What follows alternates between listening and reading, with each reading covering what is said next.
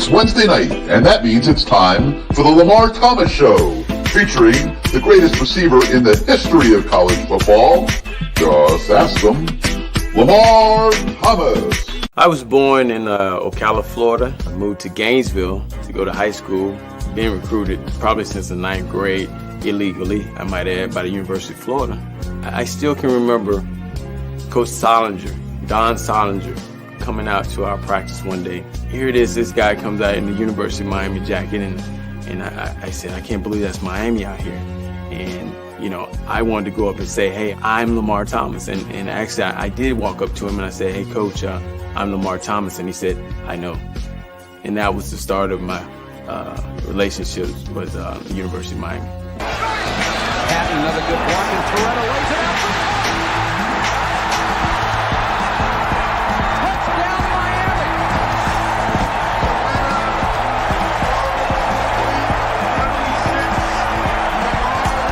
You come down here, you'll be on TV every weekend, dominating. I thought about it. I said, man, where do I sign?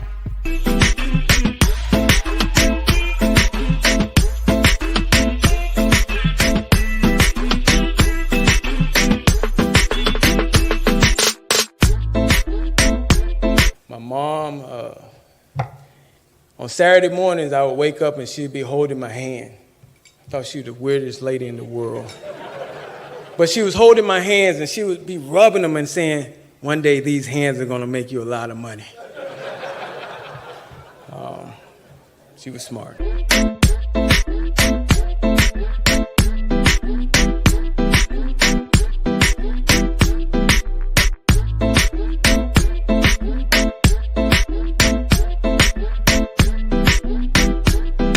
So now, here he is, the great one, along with co-host Gary Ferman of CaneSport.com, Lamar Thomas.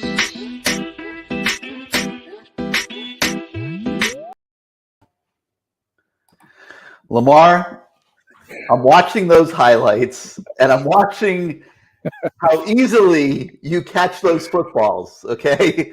And I'm thinking back to last Saturday night in College Station and watching all those balls hitting the ground, and I'm thinking, Lamar made it look so easy. Why isn't it easy? But we'll get into that in a minute. Let me welcome everybody to the Lamar Thomas Show for this week. It's our fun time on Wednesday night. We got a great show for you tonight. We'll have Art Kehoe on the show later on. We'll have Antrel Rolle on the show later on. We get to watch Lamar sit at CaneSwear, our illustrious sponsor, in an absolutely kick butt, if you like loud, which Lamar obviously likes loud. What is that, like a dry fit shirt that you're wearing there? Yeah, it's like a dry fit, man. This is so comfortable. I mean, it's sweet too. I mean, this is my game wear for Saturday. So, you know, if you see me on Saturday and you like it, you know where to go, come to get it. It's CaneSport right here on University. Come on down and get your shirt. This is sweet, man. This feels good. And get the now. This is a medium. Okay, this is a medium. The large I kind of swam in a little bit. So get the you know, it's a little big. So get the smaller size and it'll fit you well. Well, you can see Lamar is surrounded by all kinds of great Canes merchandise there at CaneSwear. If you haven't loaded up on your Canes gear for this season, great place to stop on your way to the game, and we'll be telling you more about it as we go forward in tonight's show. And Lamar, who's giving you dinner tonight? We might as well. Oh yeah. We might as well get all the shout outs. Las Spadas, baby. Oh, Las Spadas, the best damn hoagies in town. And check this out. Ooh, I got the ham and cheese right here. Now my daddy says I can't eat while I do the show. So, Dad, I won't eat while I do. But this is a ham and cheese. I'm gonna tear this up with pickles. Oh boy, and I'm gonna eat this for about, well, I could eat this tonight and maybe tomorrow. Got my barbecue chips, the dirty barbecue chips, and of course my Coca-Cola. And I mean, this is great, man. I can't wait to taste this thing because, you know, they say the best damn hoagies in town. So they are, man. I believe it. I mean, if you like a lot of meat on your sub, and you like big old sub, La Spada is definitely the place to go. You don't get shortchanged at La Spada, and it's right there in the same plaza as Canesware. Right in the same place. So you can do a little double header there, and you won't be sorry. Maybe on game day, you come, you buy some stuff here, and on the way to the stadium, because you don't want to play those stadium prices, you grab a sub.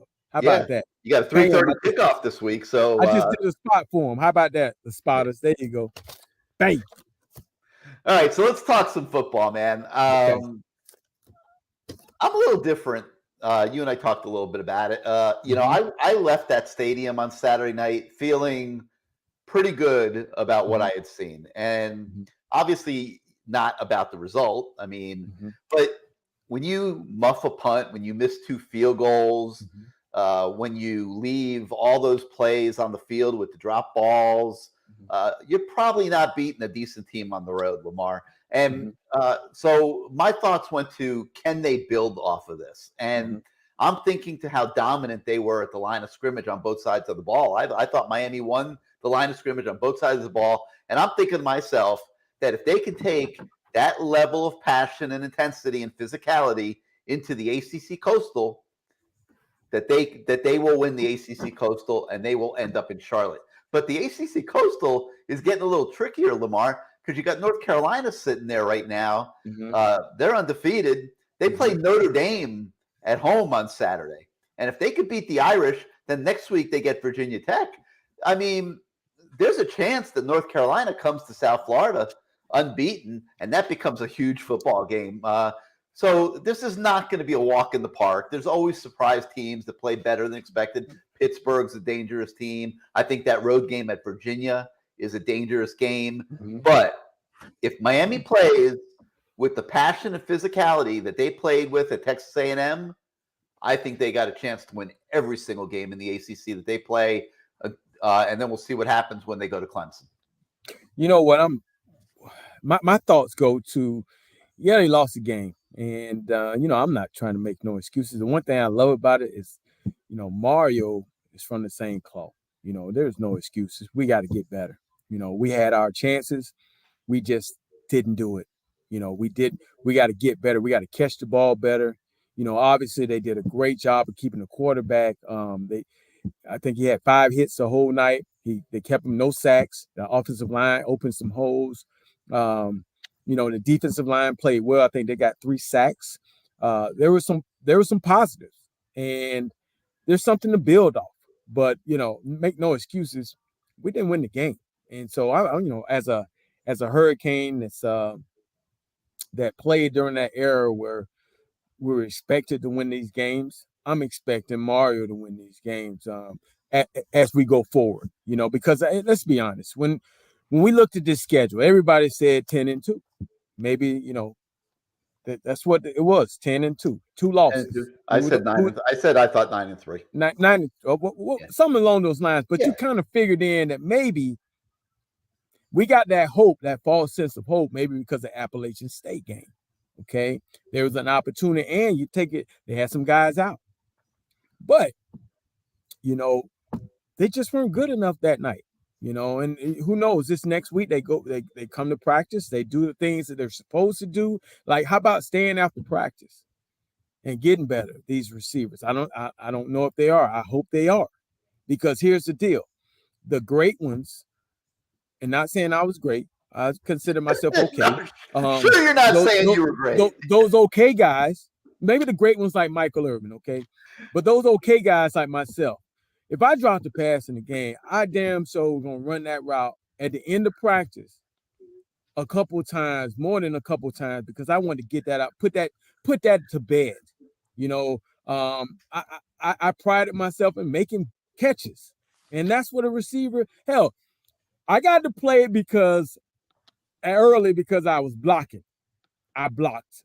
I've been in on all the blocking plays, but when they checked and threw the ball down the field, I was able to make plays, and I prided myself on making those catches. Now, I just say put in that work, guys. If you're listening, put in the work. If you want to be successful like that at catching the football, it's not when Coach Gaddis is around. It's after practice, it's pre-practice, it's catching balls with your girlfriend.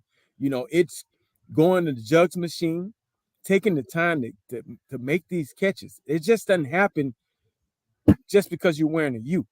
You got to put that time in to be great. And so I'm hoping these guys, man, because that to me was my opinion.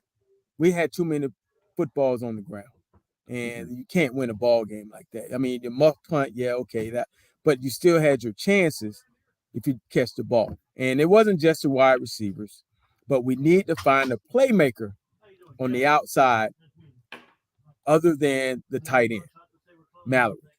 Restrepo's out. So, Brashard, you got to step up. You dropped the ball. Okay, it happens, brother. We've all dropped them. Now get yourself together. Oh, Gino Torretta's here. Go get yourself together and work. Get yourself together, man. You're still young enough. Get it out your head. Your team is going to be behind you. That's what teammates do. They're going to patch, they're going to be behind you. They're going to support you. The team's going to support you. Go on. You got a great game coming up against this Middle Tennessee State game. Middle Tennessee, I'm sorry to call them state, but, it pretty much should be. So go out, have a good game. That's how it goes.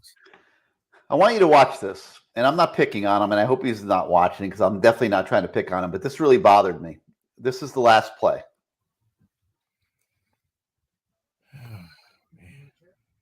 Yeah. Right through his hands. Yeah. The game's over. Yeah. I didn't see any emotion, Lamar. I didn't see any. It was almost like, oh, well, I dropped another one. And, these guys have been dropping a lot of balls in practice, too. Mm-hmm. That bothered me a little bit. Like, you don't want to, pound somebody when they're down or whatever. Mm-hmm. But it just seemed like too much like, oh, shucks for me. Like, yeah. I didn't see any devastation there. Well, we don't know how he's dealt with that. We really don't know. We just hope that he can come back from it, because Gino Torretta just picked out a national championship hat. So he's really there. Yeah, he's really here. Gino Torretta, my quarterback, is really here. Like I said, we don't know how some people deal with certain things, and like you said, you probably would have wanted to see some emotion, but he's a young kid. He's a young guy that got an opportunity. He wouldn't be in the game if Restrepo wasn't hurt. But at the same time,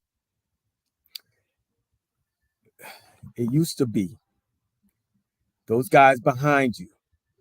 They weren't wishing no injuries on you. But if it happened, too bad for you. It's my turn. It's my turn. I can tell you right now, AC Tellison, I guarantee he wanted some bad things to happen to Lamar Thomas. Because he wanted to get in the game and build and try to build his resume. But I wasn't getting hurt. I refused to get hurt.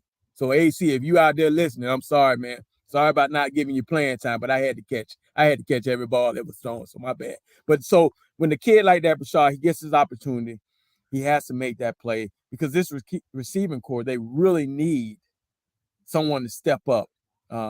And make the plays. And it gives Josh Gaddis a little bit more confidence in calling plays. I'm pretty sure if that play was meant in his mind, games on the line, Restrepo, that's a play I saw him catch in practice over and over and over and over again as I was standing out there 2 or 3 times. They started off one scrimmage with that play. It was a bad throw by the quarterback. They came back the next play, threw it to him. He caught the ball, turned upfield. So that's definitely one of their bread and butter plays. Just wasn't ready. Just wasn't his time. And it was not just the receivers. I mean, yeah, you're right. Henry Parrish had a very critical drop earlier in the game on 3rd down. Man, how's your picture look to you, Lamar? Does the picture look okay? It's looking a little fuzzy to me. I don't know what's up. My picture's fuzzy? To me. How's it look? Ask the viewers over here. Type something, guys. Tell me is my picture looking good? High def, I think. Gino said high def. I hope it is. It's for me. I'm hoping it's You're right. It wasn't just him. It wasn't just him. I mean, you talked about it. they got to get some leaders out there. Oh, somebody said terrible, not good. What is wrong with my camera then? No, it's not your camera. It's the connection. Why don't you real quick refresh your screen? Okay. And All come right. back in and come back in. All and, right. I'll do that. Yeah. And then we'll. Thank you, guys. Thank you. Somebody said I look like I'm on VHS. So go ahead and bring in our other guy. I got Bruce. I got Bruce Warner coming in here. Yeah, and Bruce, you and I have talked a lot about this. The drops and the self-inflicted wounds that Miami experienced in that game. I think the important thing is that it absolutely crushed it. Like I want to see those kids just so mad about losing that game after they dominated so many segments of it that it drives them to get better quickly, because this North Carolina team can score some points now. They scored 63 on App State, which played a tight game with Texas A&M. So I'll make the deduction, putting 2 and 2 together there, that North Carolina's offense is better than Texas A&M's offense. Yeah, I agree. Yeah. But last night you also mentioned about some plays, and I heard the coaches mention, that was Mario and I think maybe Gaddis, like Rooster getting tripped up a lot. You mentioned it last night on the show when we had Darryl Spencer on. You can't get tripped up like that. And I thought he got tripped up a lot when he was, in his first year here.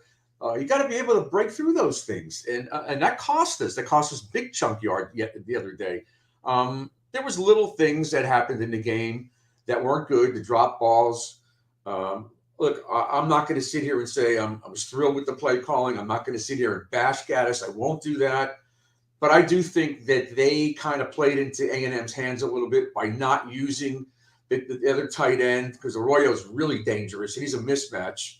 I understand you're going to see a little bit of Skinner this week, and probably because they're concerned about the receivers catching balls. And even last night, Darryl was telling us, you got to keep working at it. You got to keep working at it. But I remember like the first or second spring practice, you put a column in there about balls getting dropped, and nothing really changed except maybe the last week before the first game, there was all this puff about how good they were, but they haven't really shown it. They're still dropping balls.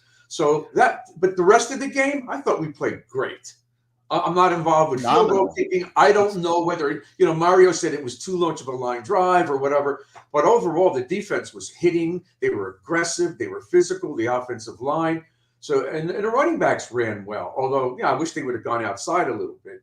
But I thought overall, I'm very encouraged, assuming they fix these receivers, because I'm very encouraged about what's going to happen going forward. All right, you're going a little blurry on me now, but I'm going to flip you out. I'm going to switch you out for a minute, and I'm going to bring LT back.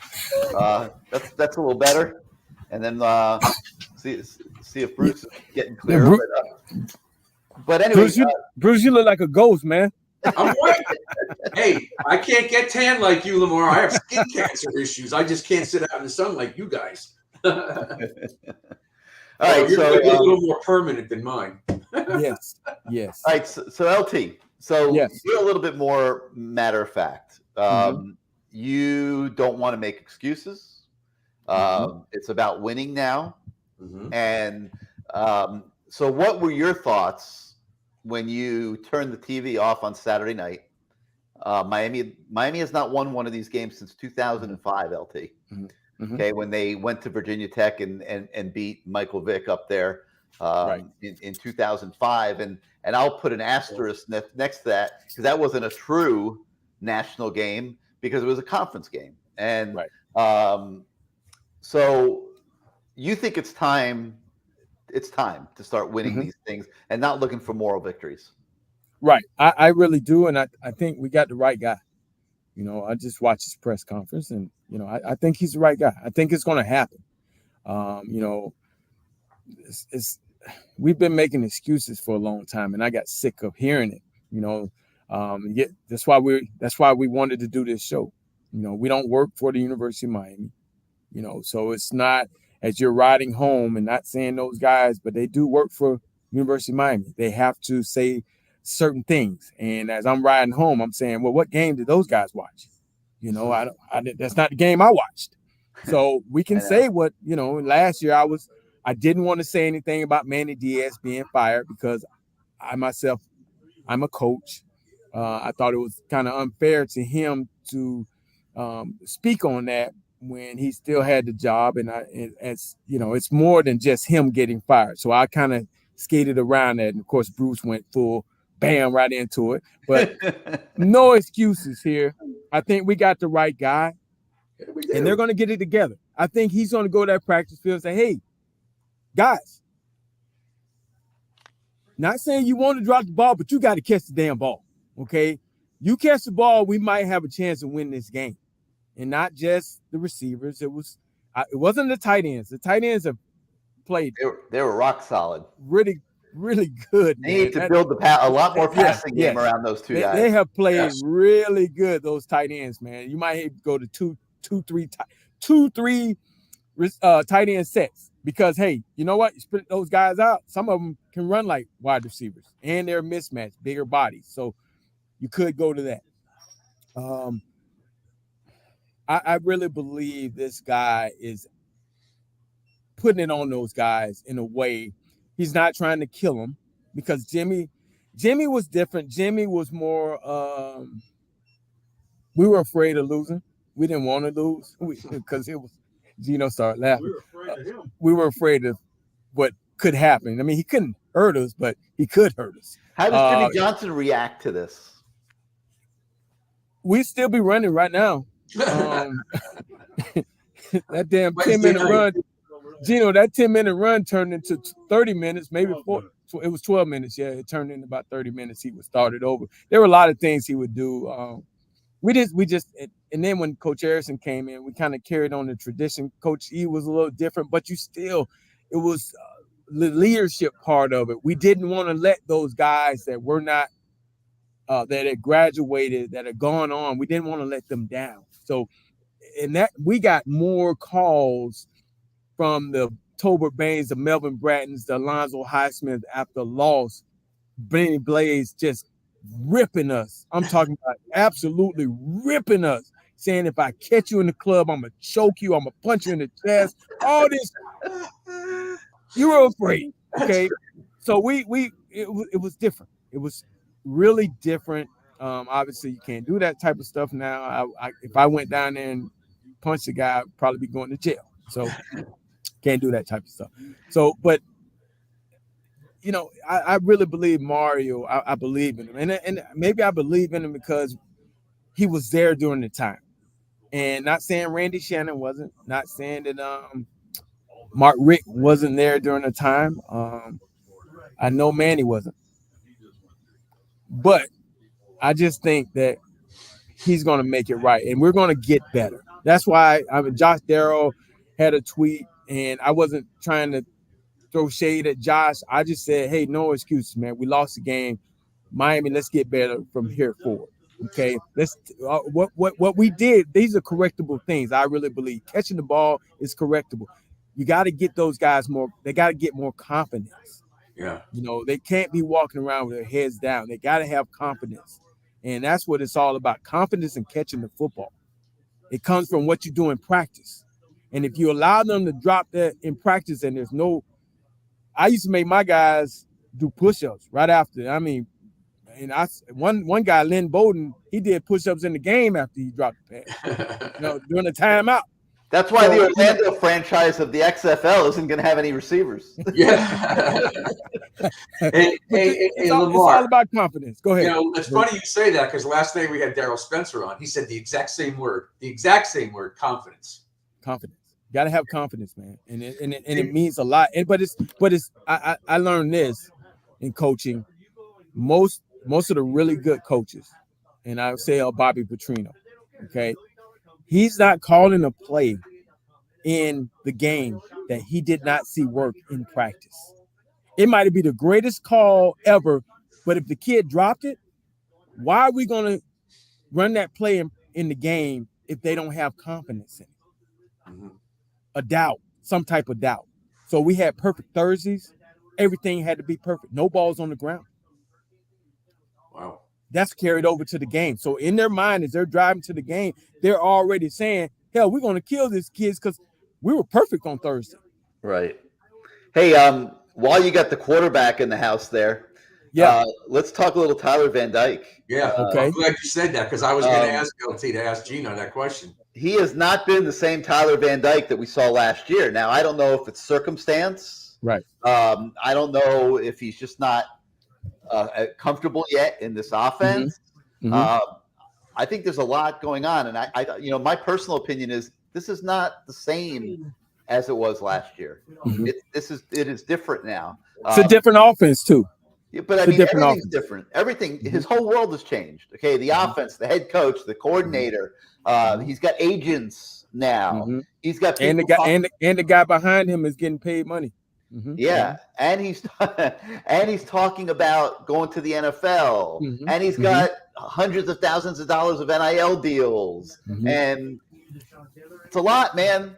It's a lot to go in what 9 months from living in anonymity, just hanging out at practice, competing for the second string job, not really being that worried about it because the Eric King's coming back, and now you're the guy. You're expected to be the man. You're expected to deliver victories. You're expected to perform at an NFL level so that the pro scouts like you, so that you can be this top shelf NFL first round draft pick that your agents have told you that you should be, and that you're going to go pro in the spring.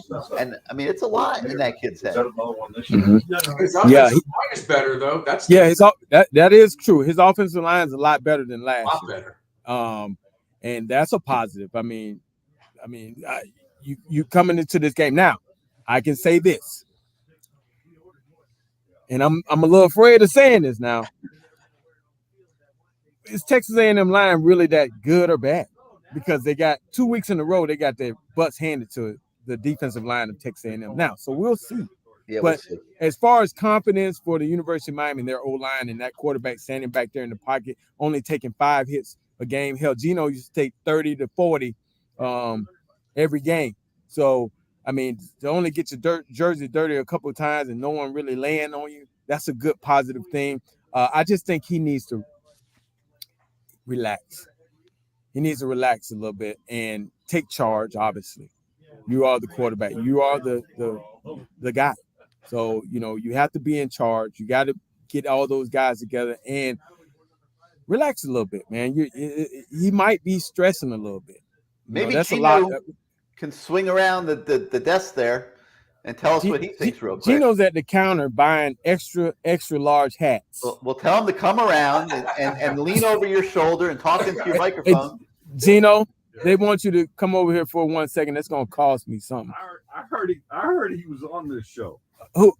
Huh? What'd you say, Gino? I already was on this. Yeah, show. Gino was already on. They just want you.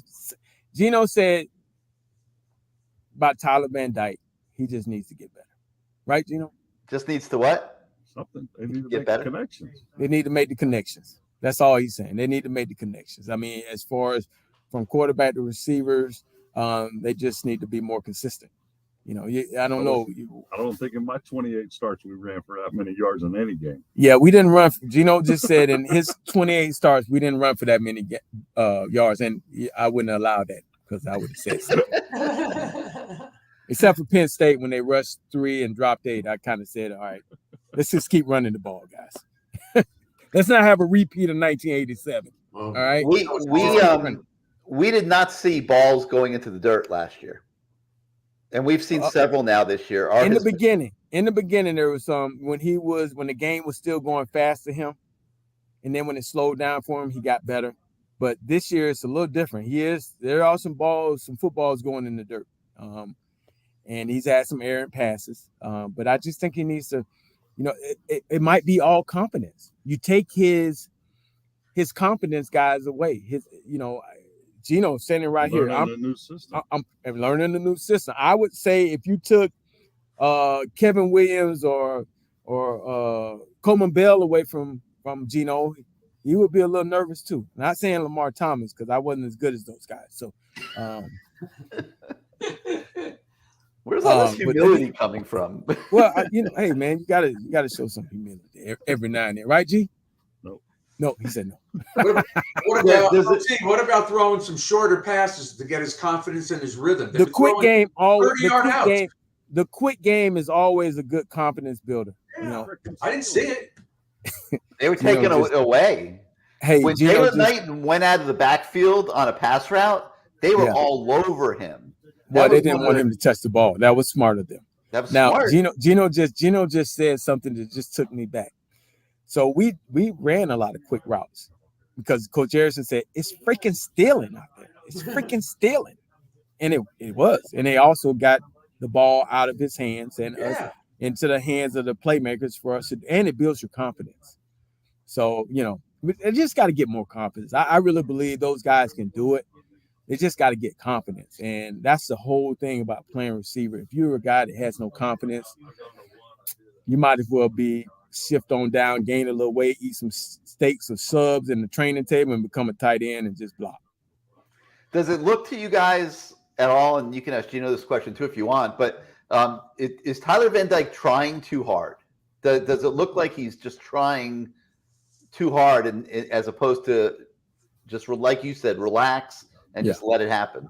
Well, he might be trying to he is supposedly the face of the program, so he might be trying a little hard. But again, not making excuses for him, okay, guys, not making excuses. But there are, like you just read off, a whole big old thing of all these things going on. Hell, I fell asleep while you was in the middle of it.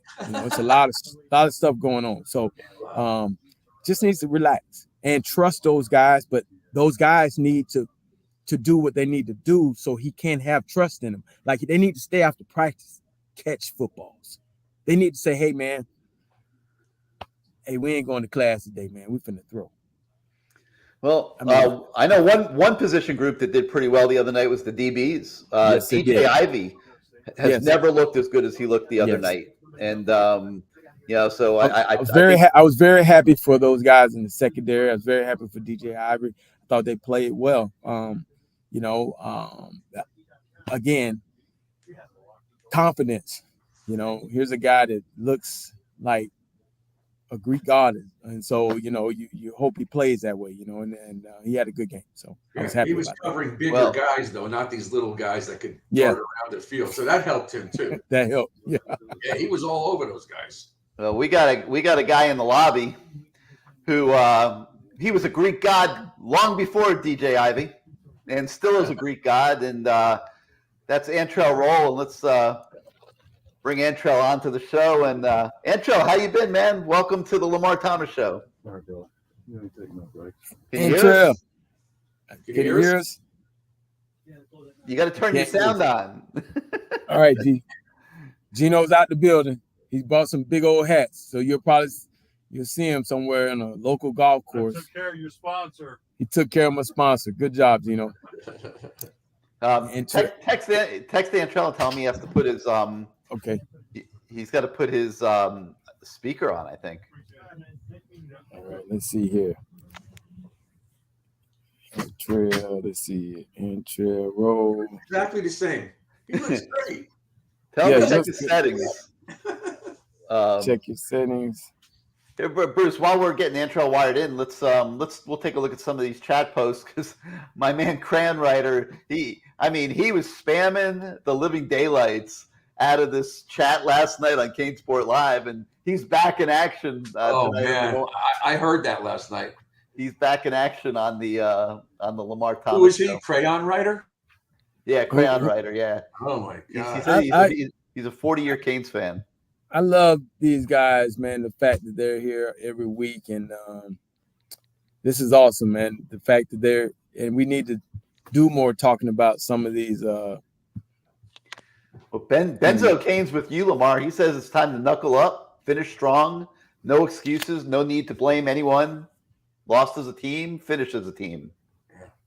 I agree. I just, enough with all the excuses. We've been hearing that for years, and they were able to spin it.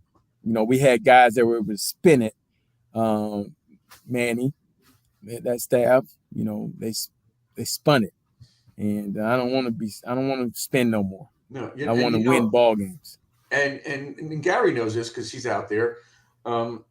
the players were saying as soon as Mario got here, that the practices were harder, they were different, things were different, the attention to detail was different, the physicality is different.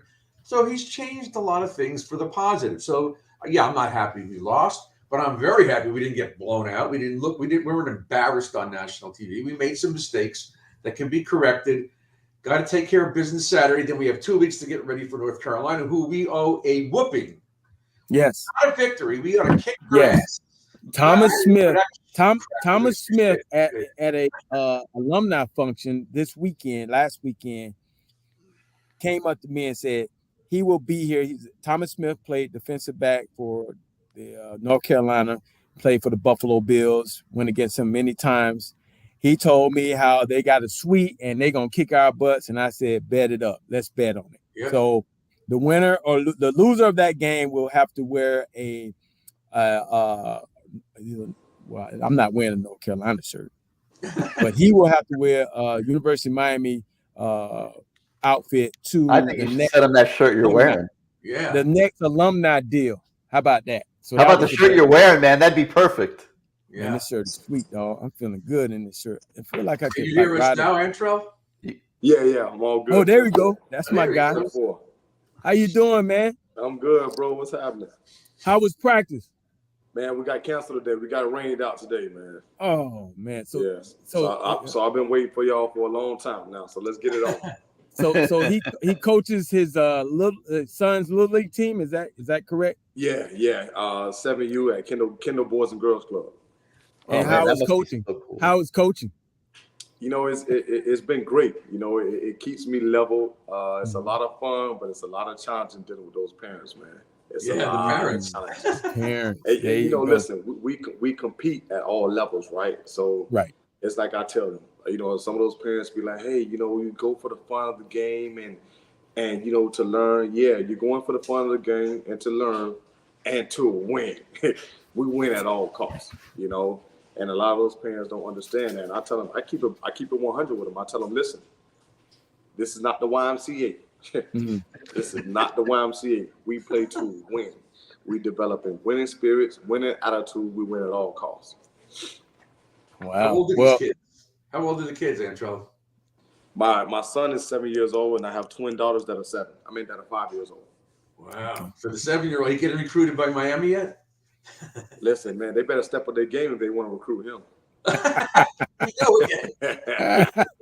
So, okay, I'm going to ask you the same question I ask every one of our guests. Why Miami? Why did you come to the University of Miami? Why? Man, what's crazy about that is I was leaning more towards Florida. You know, listen, I thought I was going to be a Gator. If you would have asked me, you know, before signing day, going through the visits and everything, where I would end up, I would have told you Florida. That was the leading candidate at that time.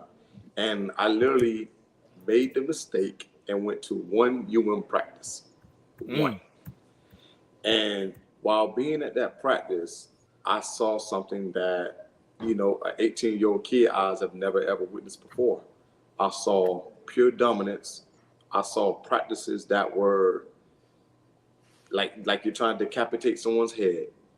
And once the whistle blew, I saw a brotherhood like no other. I've never been a part of all three phases at once. It was either you trying to take someone's head off, you leaving it as trying to take someone's head off. If there's going to be a fight, you leaving it as a fight. If there's brotherhood, there's not too much banging going around in the brotherhood. But I've never been a part of all three at once. And that's what I witnessed at that one practice at University of Miami. I believe it was Chris Campbell. He hit Jared Payton. And my God, I was like, bro, he hit him like he'd never known him or liked him a day in his life. And then once the whistle blew, he grabbed him. He helped him unbuckle his helmet and poured water down his face. And I'm thinking, damn, that's different. But it let me know this is their expectation. This is their level of competition. This is their example of iron sharpens iron. I love you. I'm going to protect you. But between the gridirons, I'm going to do whatever it takes to make you better. And I knew at that moment in particular that that's where I needed to be. And that's what honestly changed my mind. You didn't see that in Gainesville when you visited? You didn't see that?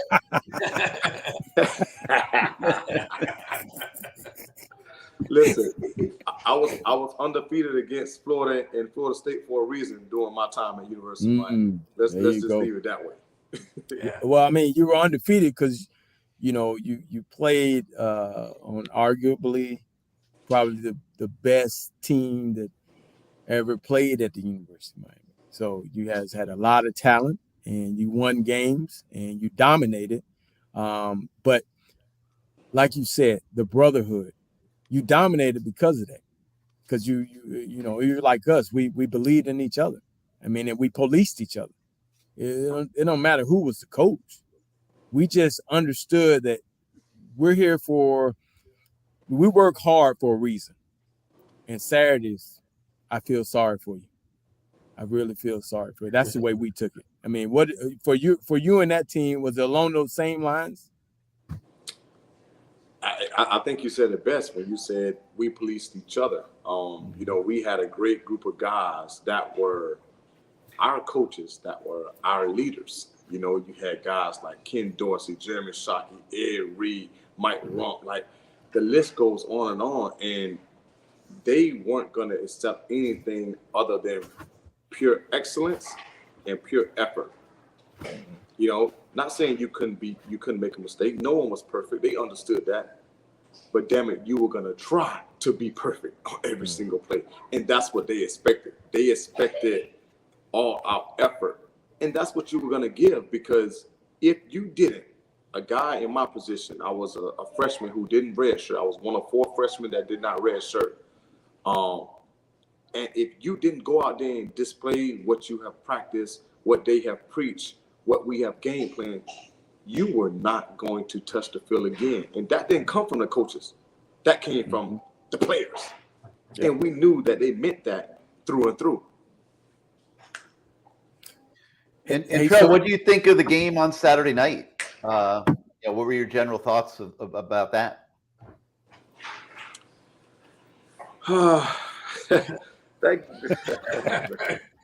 That tells it all, Antrel. That face tells it all. You don't have to say anything. It's unbelievable.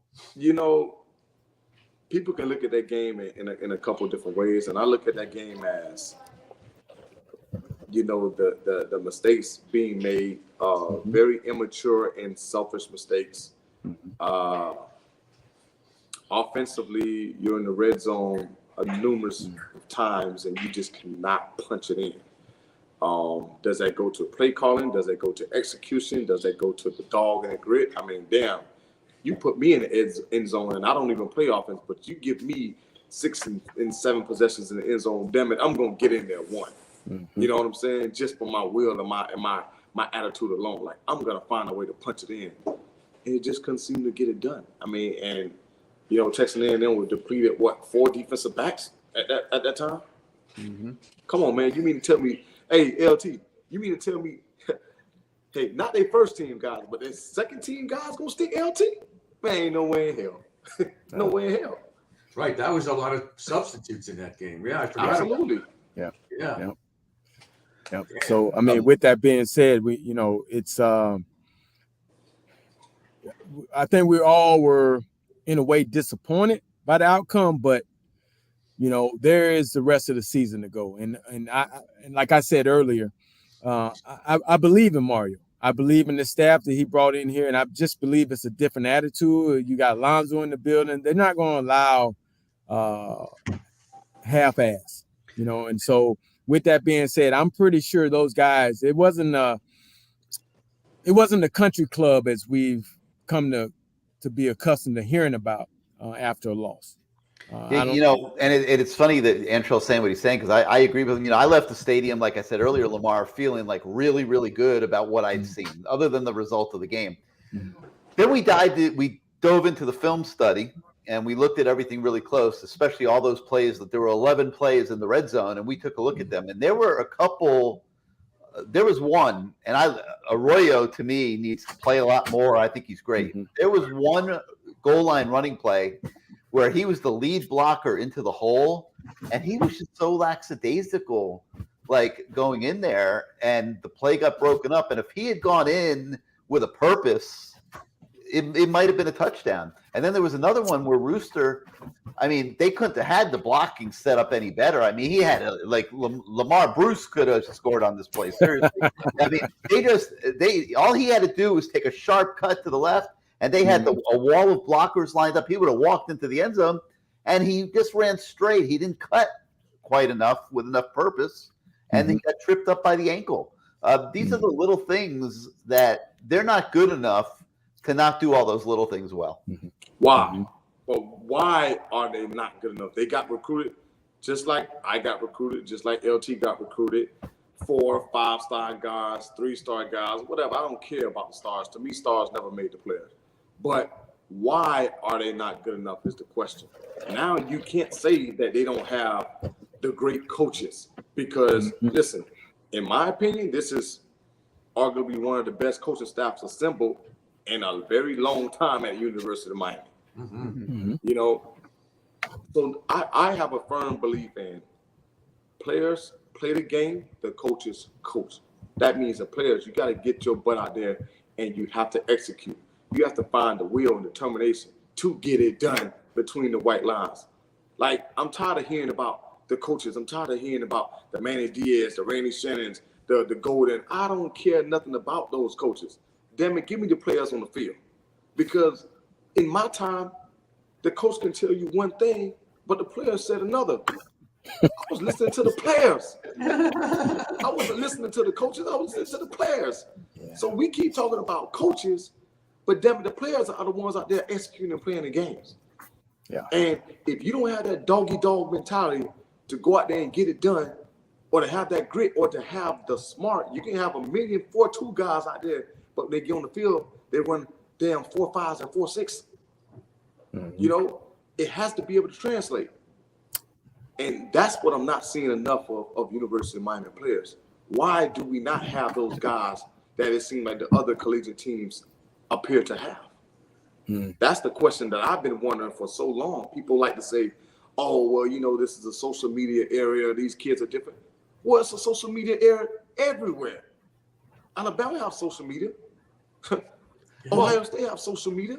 And their market is way bigger than University of Miami market is right now. So their distractions should be way much more significant than the Miami distractions now. What are the excuses? There's too many excuses. That's my answer. That is a great point. Like if you said to me, I mean, we cover this team like crazy, and if you said to me, who are the dogs on this team? Like who are the guys that just are not going to accept losing? And you know, I mean, I think James Williams tries to be that kind of player. I don't know that he doesn't have the resume of an Antrel Rolle just yet, you know, of a Sean Taylor, Ed Reed. I mean, they don't have guys like that. They don't have impact players. They don't have guys that the NFL scouts are sitting there saying, we're taking him in the first round. So I think it catches up to you in a lot of these games. You don't have this. But Gary, you know what's important? We're all sitting here talking about Saturday and what we saw, what we like. What concerns me is we don't get better. We better get better. Yeah, got to get better. We have to get better. If we keep seeing this, then I'm going to be really nervous. So I get better. What happened Saturday, but I'm not going to keep accepting it. I think that's what Lamar was talking about, and Antrel, and Gino. Right. Well, I think that, you know, they have to continue to develop this talent, to continue to develop. I think a lot of times if we've seen guys come in, they're 4 or 5-star guys, did they get better? I don't think so. They're just guys. I mean, and it showed. I think this staff, and they spent a lot of money on this staff. They got a lot of guys that have developed a lot of good players. I think over the time, like you take this game, and you get better. I'm just saying, I'm thinking they're going to get better. That's just my opinion. Just because, again, Mario is one of us, and he's very passionate about this thing, and I'm sure he has that staff. They've been working hard since he's gotten there. So, you know, they got to continue to work hard. And like you said, he put some of it on the staff too. He said, we got to get better. We have to get better. Staff-wise, we have to get better. Game calling, we have to get better. All these things, we got to get better. And I like hearing that because it's not we're spinning it any kind of way. We got to get better, guys. That's it. You know, when you have coaches at this level, and you guys can talk about this, you see improvement very easily and quickly. And I'll use DJ Ivey, who I know you know pretty well, Antrel, I'm sure. And he was a whole different player out there the other night. Like we've never played his best game in the University of Miami uniform that night. And you know the thing about that is DJ Ivey, in my opinion, possesses all the tools. I mean, when you look at this guy as a prototypical corner, I mean, the scouts are literally going to drool at him. Size, speed, strength, arm length. I mean, he's a receiver's nightmare. I think that his only issue has been how to play the next play. You know, and for a cornerback, that's extremely hard to do, but it's also very, very important to do. You have to have amnesia. Because if you constantly dwell on that play before, you're going to find yourself as a lost cause. And I think that has been DJ's MO since he has stepped foot in the UM uniform. You know, he played as a youngster. You know, sometimes he got a lot of passes caught on him, some deep passes caught on him. He's trailing a lot. His technique seemed to be poor, but you're still in it. You're still in rotation, dude. You got to find a way to overcome that. And, you know, to add injury to insult, I think what I honestly feel is an issue is when I played at University of Miami, and maybe Lamar can attest to this, our backups, listen, our backups were first-string starters on anyone else's roster. Would have been a first-string starter if I wasn't there on that roster. So you couldn't play injured. You couldn't sit out 3 or 4 practices. You miss a game if you want to and let that dude behind you come and catch 2 interceptions. They're going to write your ass off. And that's just the reality of it. And if you're a smart player, if you're a cerebral player at any point in time, you understand how the game works. You understand that, and you take that into accountability, and you take that into your play each and every down you line up on that gridiron.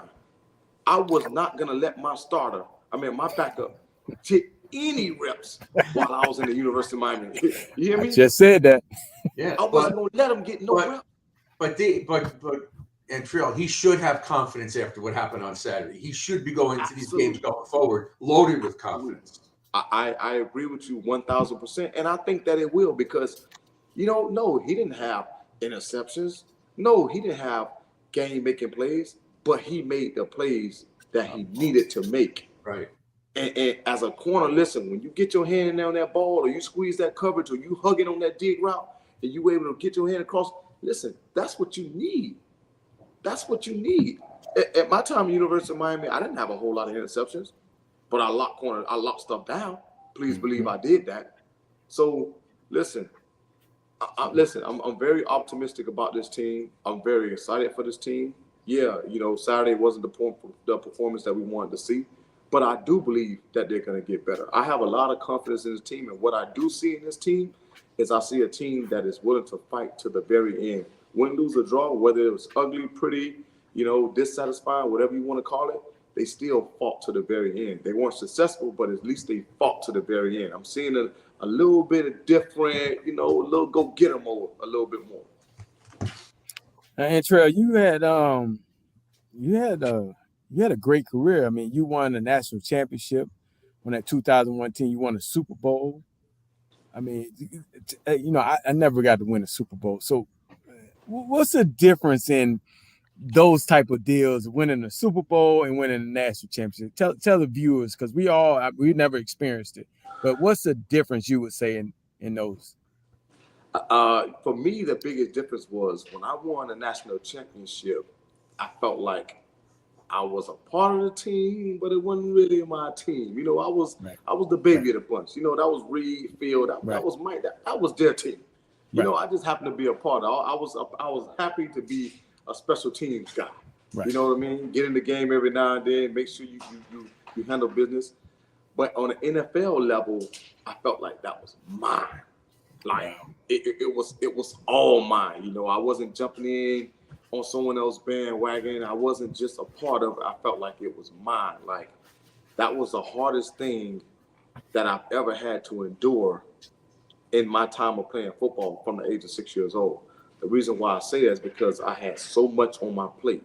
You know, myself in particular. I know a lot of other guys had a lot on their plate, but myself in particular, my defensive coordinator asked me, listen, if this is too much, you tell me and I'll take some of the load off. But me being the guy that I am, you know, who feel that he can master anything, I told him, no, it's not too much. But our defense had a game plan. The whole front sheet was covered. My game plan was the whole front sheet covered. You turn it over, the whole back sheet covered. You know, we playing against the GOAT at that time. We playing against the man himself, Tom Brady. So for me, it was a very overwhelming feeling. It was a very satisfying feeling. And listen, after the game, you know, everybody else was partying, drinking up something, you know, just enjoying the festivities. I was hoarse. I couldn't talk. I didn't have another down left in me. I think that was the first time ever in my life where I can honestly say that I emptied the tank. Like I literally emptied every ounce of fuel that was in me. And I went up to the bed and I went to sleep. And it took me 2 days to really, you know, let it sink in and enjoy the moment and capture. Listen, you just won a Super Bowl, dude. Like, you know what I mean? And listen, it's the best feeling in the world outside of having my kids, hands down. Wow. Man, that's as I sit here and listen to you, man, that, you know, for a lot of us that played the game, you know, that didn't get that opportunity, you know, I can only imagine there's no greater feeling because we've all, as a child, you know, you're sitting there, you're having these dreams, you know, you're saying 3 seconds on the clock, you want to catch the game, win a touchdown in the Super Bowl to win the game. You want to hold that trophy, you know, you want to sit there after the game and just reflect and it doesn't happen. So to hear someone that I know actually explain it, because I always ask guys that, man, because it's what we as kids, we dreamed about. When you start playing the game, you know, you dream about being in the biggest game there is. You know, obviously the national championship was awesome. But that Super Bowl, you don't grow up saying, you know, at 6 years old, I want to play in the national championship. No, you're talking about the Super Bowl. Because that's the game. That's the pinnacle. And absolutely. That's the pinnacle, correct. And, you know, obviously for the guys like myself, we got the national championship. Oh, it was awesome. You know, you have that feeling of you're after the game, you're sitting there trying to reflect, going, damn, I'm on the best team in the country right now. No one can doubt that. But to say I'm on the best team in the world, a world champion, because that's what it's called, right? The world champion. Hey, Lamar, coming from 9-7. Wow. We were 9-7. We were 7-7 going into our last 2 games of the season. But your defense really put it to Tom Brady, because I'm a Giants fan. I grew up in New Jersey, so right. I love that game. That was awesome. I just love watching you guys twice. Oh, you weren't there the second time, but twice you beat them guys. And that's the thing about it. Like, if you ask me, were we the best team? I will tell you hands down, no, we were not. Mm-hmm. But one thing I will tell you is that we were the team that I think believed in each other the most at that particular time. And what I saw, and understand me when I say this, what I saw going into the Super Bowl, going into the last 2 games of the season and throughout the playoffs, is the most unselfish team that I've ever been a part of. You had guys that were designated to play certain positions that were literally giving up the rights to those positions to go to a different position in order to help the team. Wow. We saw guys who were literally injured, beat up, bruised. Come Wednesday, there was no one on the sideline riding that bicycle. We were willing to get it at all costs. And it honestly scared me because the week of the Super Bowl, that preparation was the fastest practice I've ever been a part of in my life. And it scared me because the practices were so crisp and they were so sharp and they were so perfect on both offense and defense side of the ball. I felt like we were peaking way too soon. You know, I felt like we were peaking way too soon. Like, you know, I started getting in my own head. Right. But throughout the course of the game, I realized that we weren't peaking too soon. We were peaking right on time. Yep. Huh. And there it is. It's set in stone. And this didn't hurt either. That helmet catch by David Tyree. That was absolutely incredible. That was the first one. I wasn't a part of that one. You were in the second one. I was the Mario Manningham. On the sideline pass. The sweet tiptoe on the sideline. Yeah, that was awesome. Wow. Hey, Antrel, there were a few times in your career where you moonlighted as a punt returner. I remember back in 2003, you were returning punts for the Canes. You had 13 returns. You averaged 15.6 yards per punt return. In the league, I think it was 2009 and 2011, where Arizona and the Giants let you return a few punts as well. So you understand punt returns and what goes into it. Now, watch this play from the other night and put yourself put yourself in Tyreek's shoes and tell us what happened. Oh, man. Don't make me hit the vodka again, man. Dang. What's going through Tyreek's head? The ball bounces short of him. What's that Jeopardy? Listen, bro, I guess they say hindsight is 20/20, right? Because from my standpoint, there's no reason in the world he should have ever attempted touching that ball. Once it bounced and those guys were as close up on him as they were, now that's where you listen. As a punt returner, you have to have a certain type of vision. You have to have a certain type of feel that's around you. Punt returner and kickoff returner are two completely different animals. You have to be able to have that peripheral. You have to be able to have that vision. You have to be able to, most importantly, have that field of your surroundings. They were right there in his face. The most you could have done is caught that ball clean and got wiped up. And got killed. You got killed. The death wish. The worst situation took place is you bobbled it, they recovered, then they scored a touchdown in the next series. Right. I mean, you put your. But he's not the normal guy. It's Restrepo. Restrepo wasn't there, so his loss really hurt Saturday night. Catching the ball, being the safety valve for Van Dyke, and then that muff punt, but it really hurt us. But Tyreek did it at Georgia, and he did it here last year some, and this isn't the first time. And he's a great kid. I mean, just a super. I don't know if you've gotten to know him at all. He's one of those that I would honestly consider one of the dogs on the defense. Yes, me too. I truly believe that. But he made a bad decision, a bad play, and it did cost us. But with that being said, we also had ample opportunities to punch the ball into the end zone. Correct. So was his play costly? Absolutely it was. But I don't blame the loss of a game on him. And I'm not saying that's what we're doing. I'm just clarifying. Hopefully he learns from that mistake, because I think he can do damage back there at punt return. And he is definitely one of the dogs on the defense side of the field. A lesson learned. We all had to learn those valuable lessons sometime at some point of our career. And, hopefully he's able to have amnesia and shake that off and move on to the next game. Did you ever have a situation like that as a punt returner where you had to make that same decision? No, not really. Listen, if I had to make a decision like that, there was no decision. There's no decision. Just keep it real. There's no decision for me at that point. It's funny as hell. We were talking to Keyshawn Smith a couple weeks ago, and he said, "I will do anything for this team, but don't ask me to return punts." He's like, there is no way I'm doing that. What is it like to be a punt returner? It's a different ball game. Listen, it's like I said. If you don't have that feeling of your surroundings, in that area, you have to be able to. For one, you have to have great concentration, great eyes. Great skill set where you're keeping your elbows tight where the ball can't go through.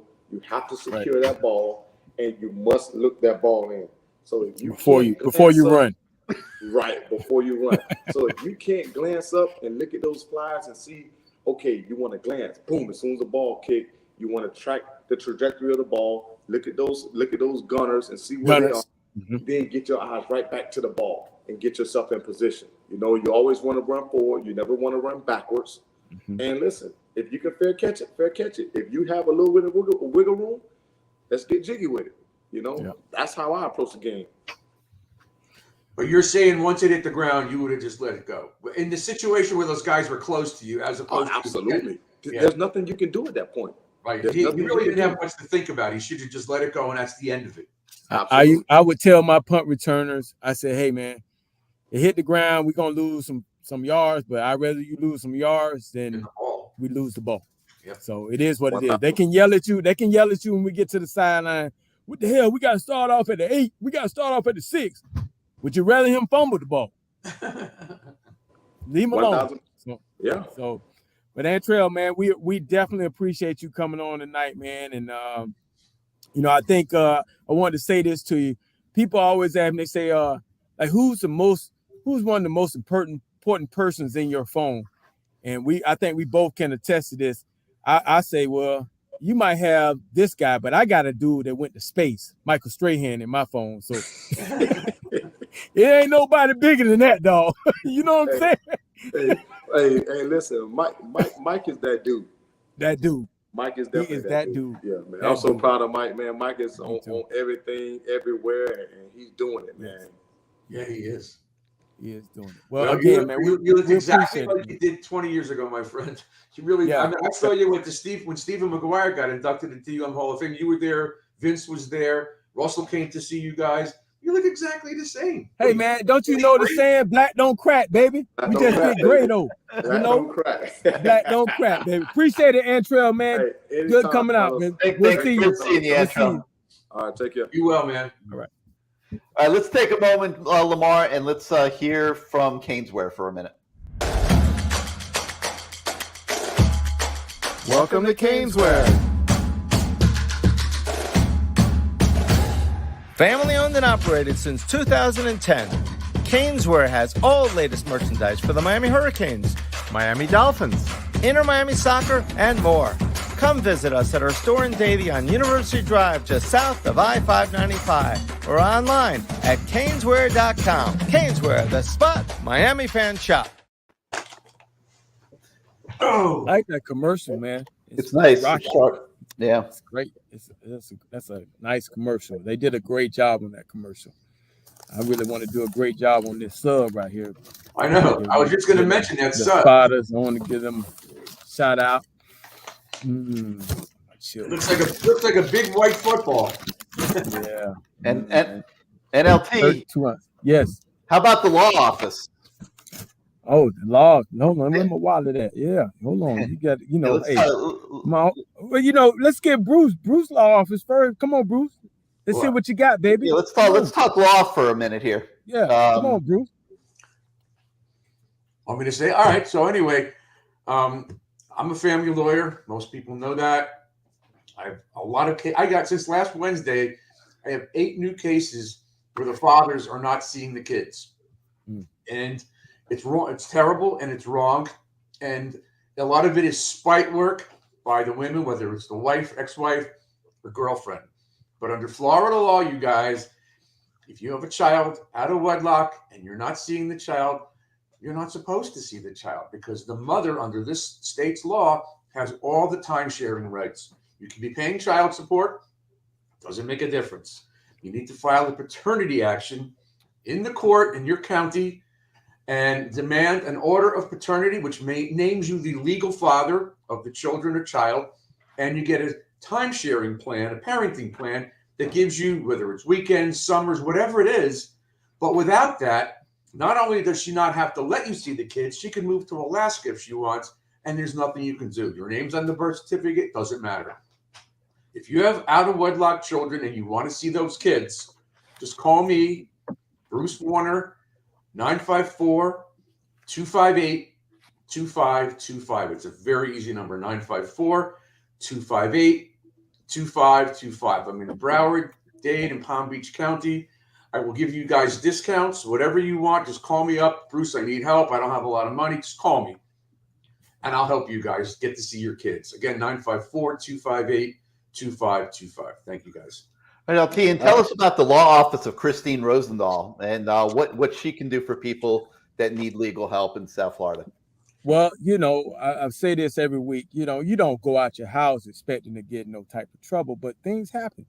So I keep this card right here in my wallet, Christine Rosendahl, because let me tell you something. She's a woman that is fair and she believes in justice. I'm just reading on her site right here. Let me tell you what it says. This was posted on December 5th, 2019 by Christine Rosendahl, Esquire, PA. It says, the holidays can be both an amazing time to be treasured, but can also be filled with stress and anxiety.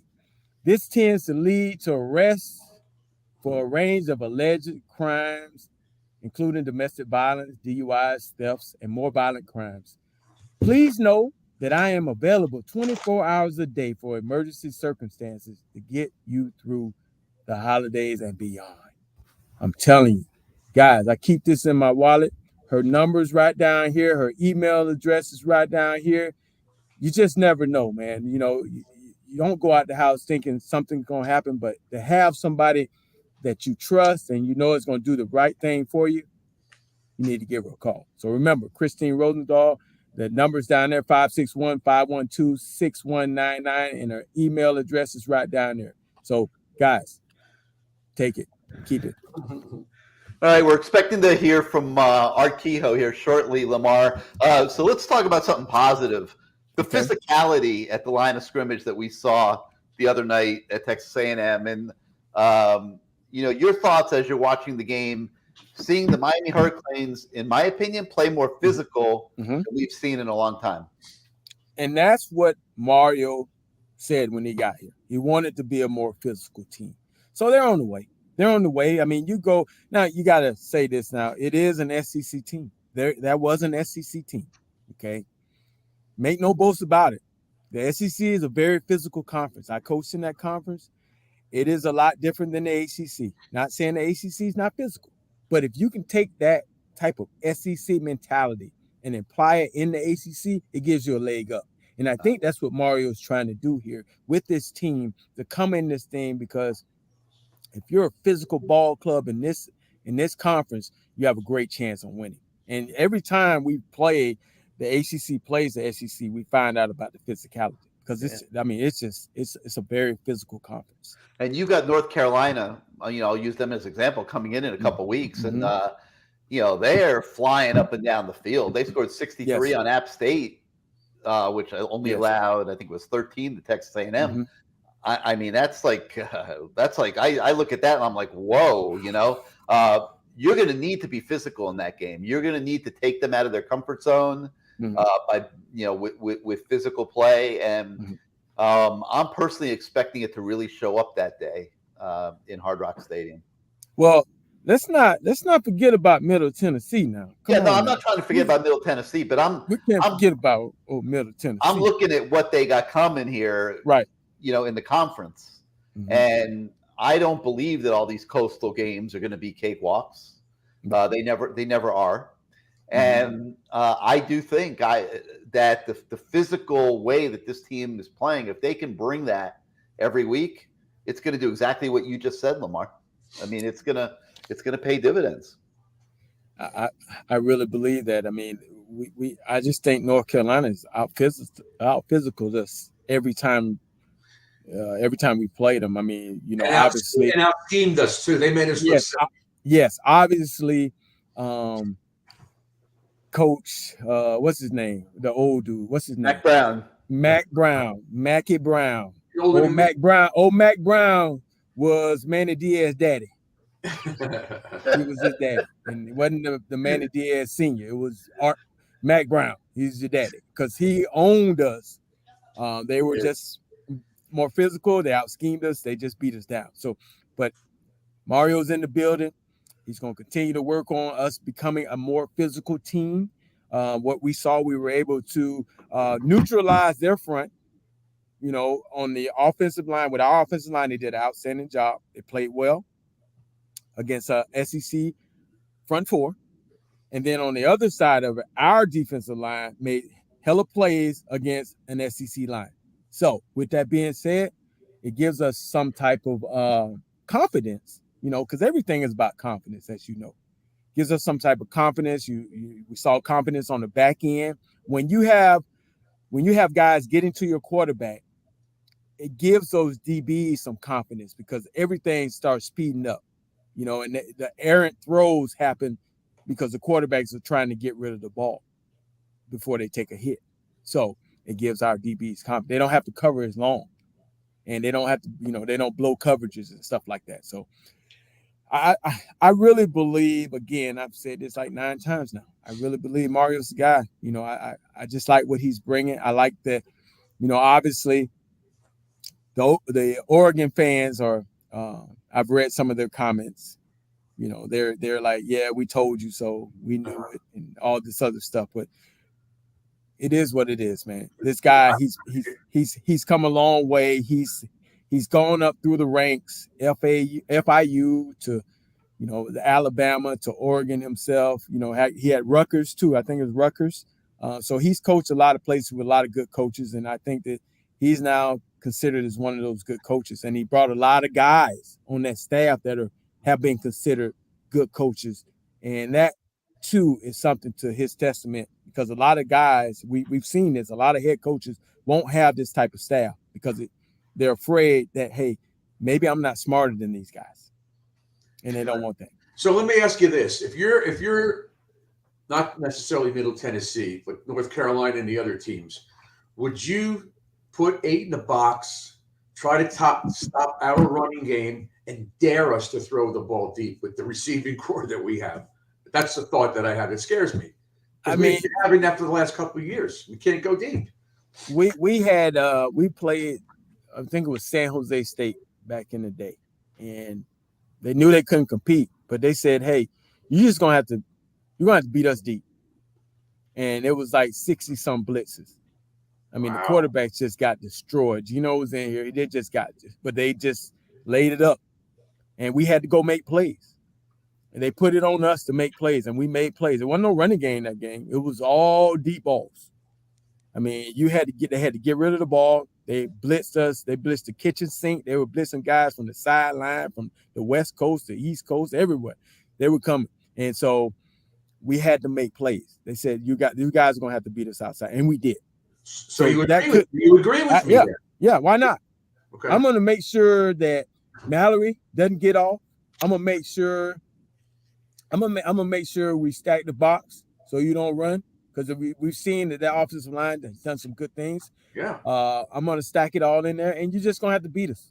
I mean, we weren't expecting to win anyway, but hell, if we get you 3 and out every time and your guys don't make plays, we're going to get confidence, and that's what you don't want. And that's why Saturday's game is so important, because we have to get these kids confident going into ACC play. Yeah, I think if somebody tried to play defense like that against them, they would make plays. Like, it would come a lot easier to them. Well, let's do it. Come on, Middle Tennessee, do it for us. So, we need this. We need this, dog. So, Lamar, I'm looking at the comments, and a guy named CW says, why he's talking about me highlighting a play by a wide receiver, and he's talking about TVD's body language, and he didn't like Tyler's body language through the game, and it looked like things were wearing on Tyler a little bit. He was a little frustrated. I would agree with that a little bit. What can they do to get him going? Do they throw the ball more this week and just focus on the passing game? I mean, Rooster and Parrish got to be a little beat up. I mean, that was a very physical ball game. Maybe you throw the ball a lot this week and work on your passing game. Yeah, why not? I mean, why not? Get better. Give those guys some confidence. Hopefully they come out. And it starts in practice. It's just not the game. It starts in practice. You call more plays, getting the football in these guys' hands. You want to see them catch it. You want to see them explode down the field. You want to see, all these things that you get yourself in good habits, catch after run. You just do it. You just do it this week. And this is a great week to do it. We should be able to, if we want to, run the football. But why not work on your passing game? because you're going to need it. And you give these And guys do you confidence. agree with this? We're going to see Garcia, because just in case TVD keeps this up and he does have to come out of a game, whether it's North Carolina or whoever, this kid needs to start getting ready. He played a little in the first two, didn't get in the other day. I'm not saying he's going to take anybody's place, Gary. I said he needs playing time. I personally think it's such an overreaction by so many people. Like, this is not even close to being. I never said that, Gary. I never said that. I said, I know you're not, but it's been a subject with a lot of people. Like pulling TVD out of the starting lineup. I mean, are you kidding me? Hey, guys, like my kids say, don't raise your voice. Stop, slow down. I don't like white on white crime. Stop it. Stop it. No, but I mean, a lot of people have been saying that. Like, yes, that this might become an issue where you have to take TVD out. I'm thinking like, well, the good thing is, hopefully, you get an opportunity to get him some playing time this week. Yeah. You go out there. TBD does his thing in the first half. You let Garcia play the second half, and everybody gets the timing down. And because it's a long season, man, we've seen where guys, football is physical, man. People get hurt, and so you want that guy to be prepared, and you want him to have an opportunity too. And we're paying, or somebody's paying him a lot of money to be the backup. So, another subject that's come up a lot. People are saying TVD has to be in the spread offense. That this Josh Gaddis offense isn't right for TVD. Is it really that different, Lamar? Like, I'm watching the game. They're running very similar plays, in my opinion. I don't see where it's that distinctly different. What do you see? I can tell you this: when you spread the field, you see things a lot clearer. When everybody's in that box, and it's a little different for the quarterbacks. Even as a receiver, when we spread the field, you got 3, 4, 5 receivers on the field at the same time. You actually see. You can tell what's about to happen. Things are spread out. You actually know where the mismatch is. You can tell, where the blitz might be coming from, who's rolling, where they're going to roll, which way they're going to roll away. You can tell. There's just a lot of things you can tell when the field is spread out. So it could be because that offense last year was a lot more. It was a lot more spread out. There was, we ran a lot of bubbles, which I got sick of seeing. Hell, there's a guy that became the leading receiver in Miami history catching bubbles. So I'm not even going to talk about that after 8 years, but we're not going to talk about it. But you guys caught the ball. We have a problem with that. So if we spread the field, how good is it going to look? They keep dropping the damn ball. Can't have that. But I don't think they're going to go to that anyhow.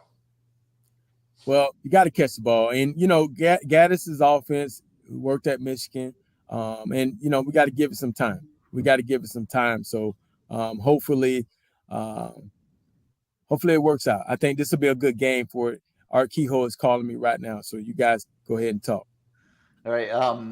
Bruce, what do you like? Do they need to use the tight ends more? I mean, I personally I wouldn't let Arroyo come off the field based on what I've seen of Arroyo. I think they need to use him a lot more. I think him and Mallory should each have 6-7 catches every game based on what I'm seeing in relation to what I'm seeing as production from the receivers. Arroyo reminds me, without the criminal background, of Kellen Winslow Jr. He could make plays anywhere in the field. And Arroyo is a mismatch. I agree with you. That's what I've been saying all along. They should have used those guys when they were having trouble Saturday night. Those guys in the middle of the field, dangerous. Can't stay with them. I mean, he ran a wheel route and he beat the linebacker down the field. Man, he looked really good doing it too. I mean, real smooth, very sure-handed. Very. He's not a finished Long strider. Yeah, long strider too. He can get down that field. He's good, no doubt. Put him in a bubble, let him catch the ball and run. They used to do that with the guy from the Jets who used to be a Cane tight end. What was his name? You remember? Chris Herndon. Yeah, guys like that. And Njoku had the same thing. You get the ball and run with it. You don't have to throw it down the field, but get him in a position to run with the ball. Mallory's not a great after the catch runner. He's not quick, but this other kid is a mismatch. Right, Lamar? We got to unmute him, I think. Yeah, I'm good now. you're back. What'd you say? I'm sorry. I was Arroyo was a mismatch. He should be on that field a lot more. You got to take advantage of your strength. Those two guys are our strength, not the receivers, not yet. Yeah.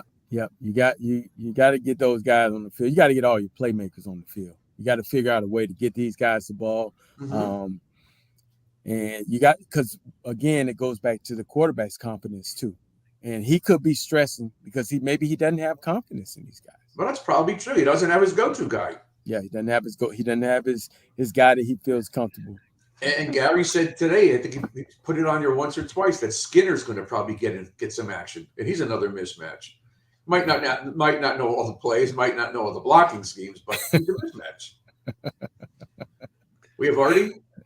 So is Art going to make it, Lamar? Yeah, he said he's going to try. I sent him the link. Because I really want to hear what he has to say, because he had to love the physicality that he saw. Well, the thing I loved about Coach Kehoe, and I'm telling this, man, I thought that guy lived in the facility. Mm-hmm. He was, I just thought that he was a Cane for life. Like when I met him, I said, man, this guy loves the University of Miami. And as you go away from it, as you go through the whole thing, and you like, man, you got in the coaching. As I got in the coaching, I'm like, man, I love the University of Miami too. Like I want to be like Art Kehoe, a guy that comes to work every day with that passion. I mean, he every day in that locker room, whether he was walking through or he see you in the lunchroom, he just talked junk to you because he wanted you to be like excited about being here. This ain't Gainesville. He would always say, this ain't Gainesville now. Hey, when I used to have him on my radio shows, he's the perfect one. You ask him a question, you can go take a lunch break. Oh, yeah. You absolutely could. Yeah. Right? He was great. Yeah. He would tell me every day, right before we went to get on the field, he would walk by me. He said, "Liquid lightning, you couldn't hold Michael Irvin's jock." Now you just piss me off. So that made me want to go out and practice even harder. So it is just little things like that, man. It's just every day. It was something that he'll jab at you to get you excited about going out there on that practice field. And he'd take off running. His old ass, he'd take off running. I wanted to hit him in the back of the head. Did he ever catch you in the locker room? No, right? I mean, in the weight room. No, nobody caught me in the weight room. I was a tourist in the weight room. Put it that way. So I can believe that. Studio One Live thinks that we're doing such a good job on this show tonight. He wants to know if we're giving teams ideas as we speak. Are we giving the game plan away, Lamar? Well, hell, I mean, if they listening, then we're doing a pretty good job. I mean, there's so many talk shows out here, podcasts.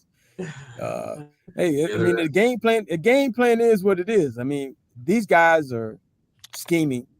I'm sure that Middle Tennessee State, I keep wanting to say state, Middle Tennessee circled this game. Just like we circled Texas A&M, they circled this game. This is their Super Bowl. This is a game that can give them some national notoriety. Recruits. So they're going to try to scheme us up, and I'm pretty sure they are in that defensive meeting room talking about, okay, they don't look like they got no outside receivers, so let's make them make plays. Either that or they're watching the podcast. Let's double the tight end. Let's make sure they don't run the ball. So let's put everybody near the box. And they haven't shown that they've made any play. I mean, Bethune-Cookman. First play of the game, play action, Keyshawn Smith deep. That'll get him off the line of scrimmage. Well, Gaddis will run a post. He'll have him run the post. Yeah. He's all right, man. Play action coach. The man is with us. Here he comes. Arthur Francis Kehoe. What is going on, my man? How we doing, gentlemen? We're telling stories about you.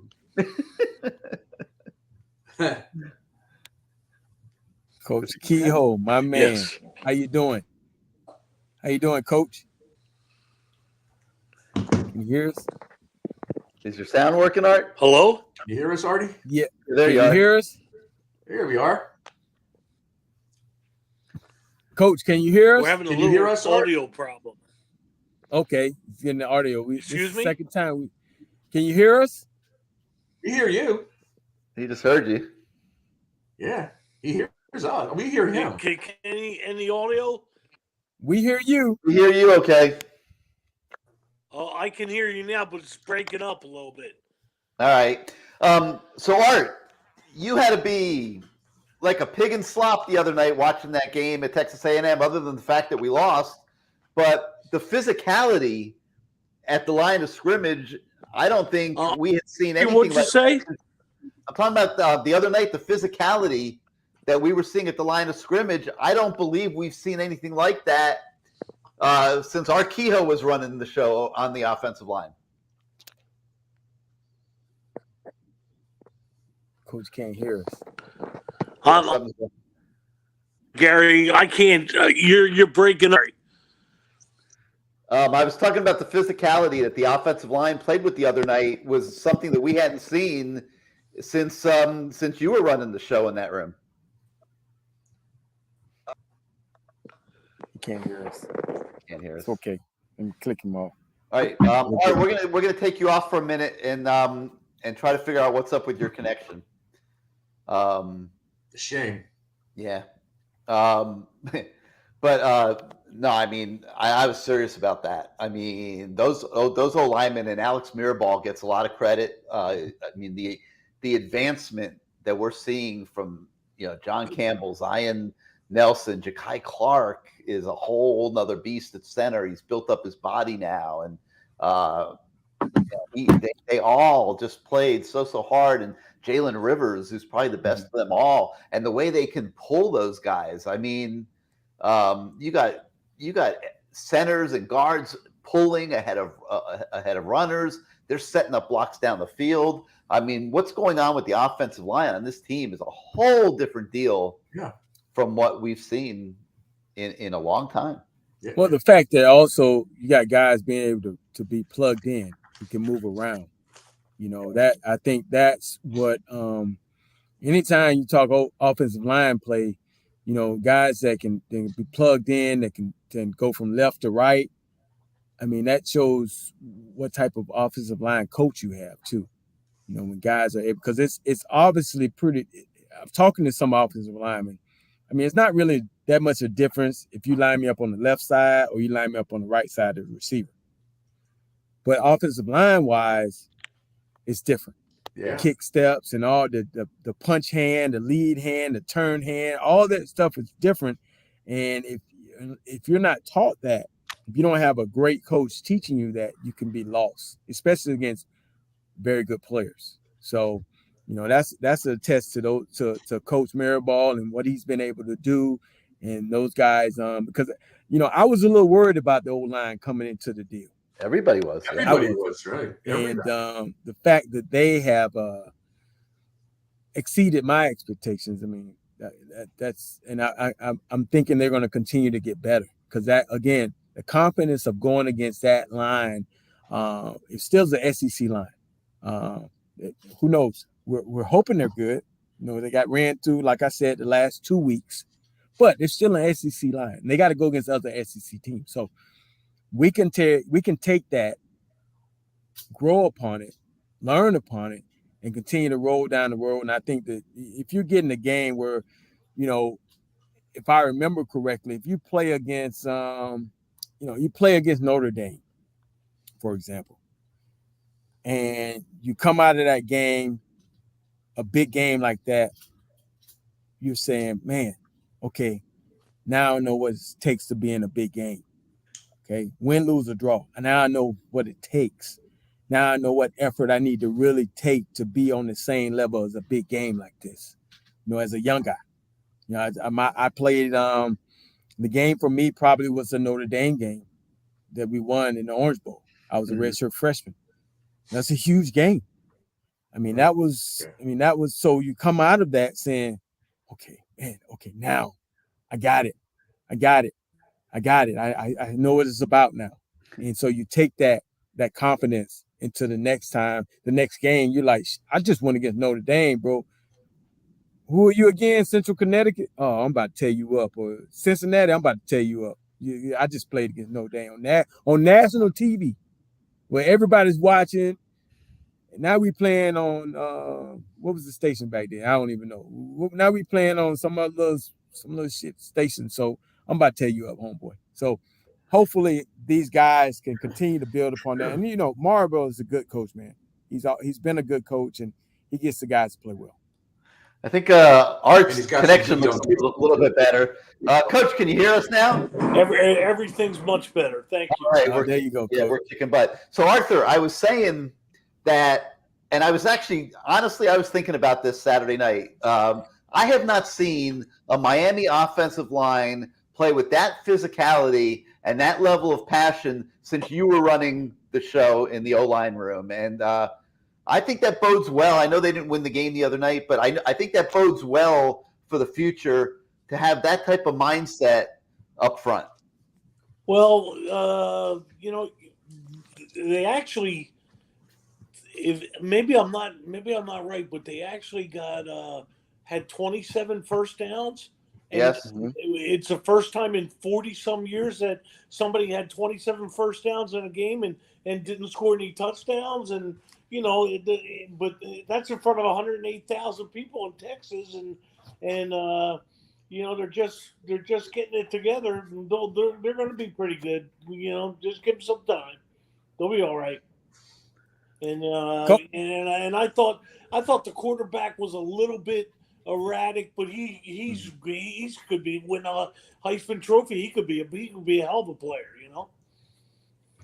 Hey, Coach, I was telling the guys about you and how I said, man, this guy lives, breathes, sleeps University of Miami. I thought you lived at the facility. You were always there, and you made sure to challenge us, especially me, every day. I mean, every day. Liquid lightning. I don't even know how the hell you came up with liquid lightning, but I just let you roll with it, Coach. We had some fun, man, and that's why we liked being around because we had great players, and for a long time we you got to have players to win, and Coach Schnellenberger started that thing getting around and really build on it, and we put something pretty special. I was lucky to be part of that. That was a good thing. My University of Miami means a lot to me, man. Yeah. Well, you were a big part of it. You know that, Art. Yeah. You were a big part of it, my friend. You know that. But we used to go. We were talking a few months ago about the practices. When you guys had practice, whether it was spring ball or fall practice, beat the crap out of each other. And I remember, I think Lamar told us, and I think Leon told us that one time during the fall practices, the offense got one touchdown the entire fall practice, and then they went and scored 51 points against Wisconsin in the opening game because your practices were so damn rough. It was unbelievable. It was like watching a game, and we were lucky to be on the sidelines to watch you guys. For the longest time, man, I never thought we ever had a good offensive line until we played somebody else.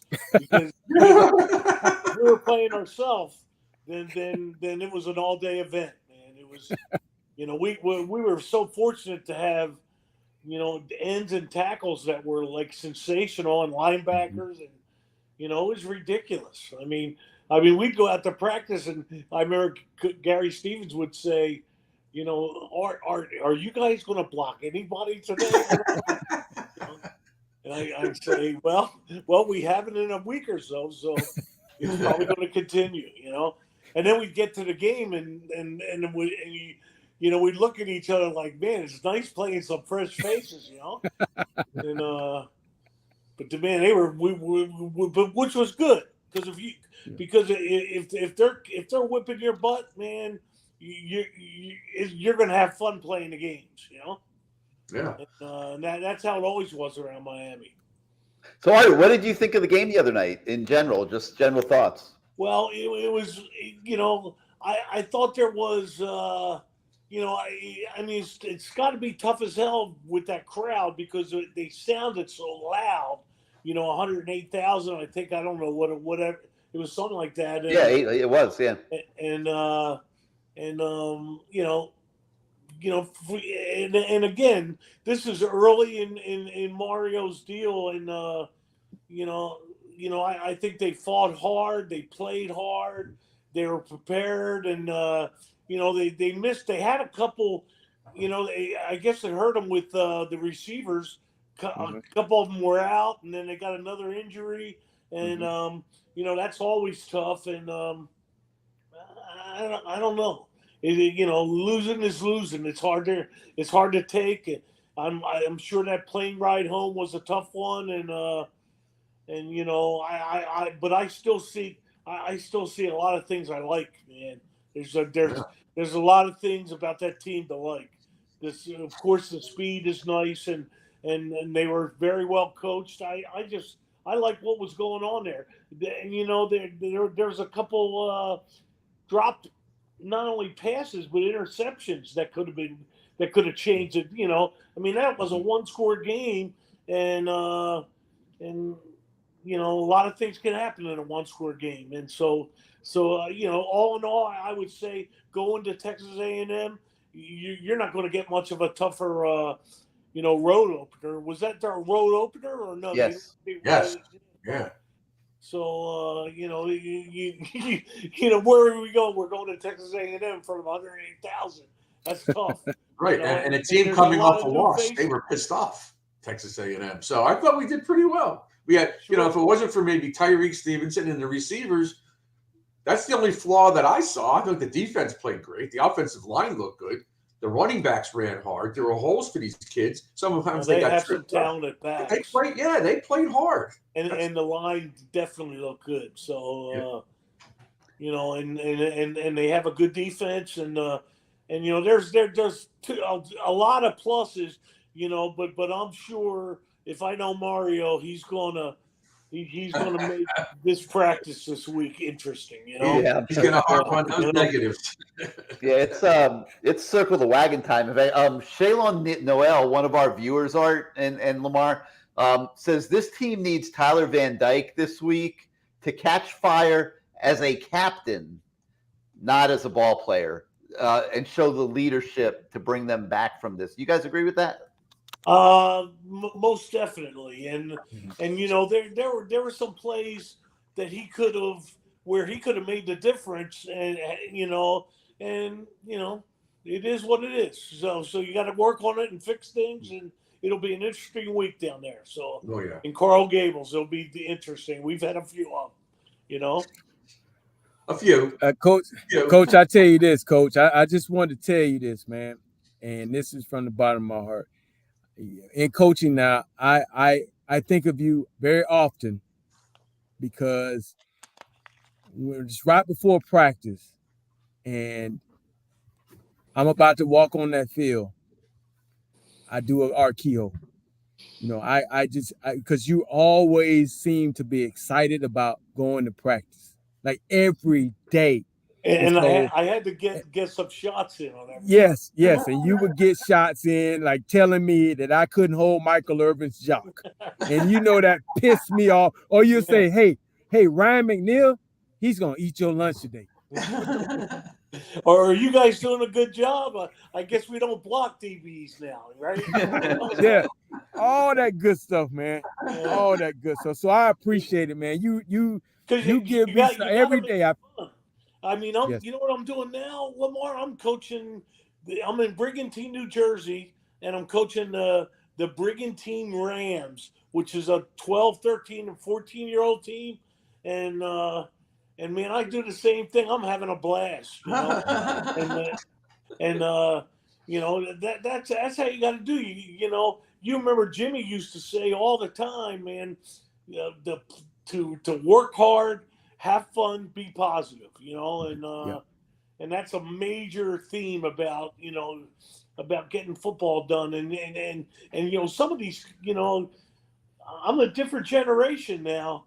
And some of these guys, I got a little character, and he kind of looks at me and starts mumbling, and you know how the coaches were with us.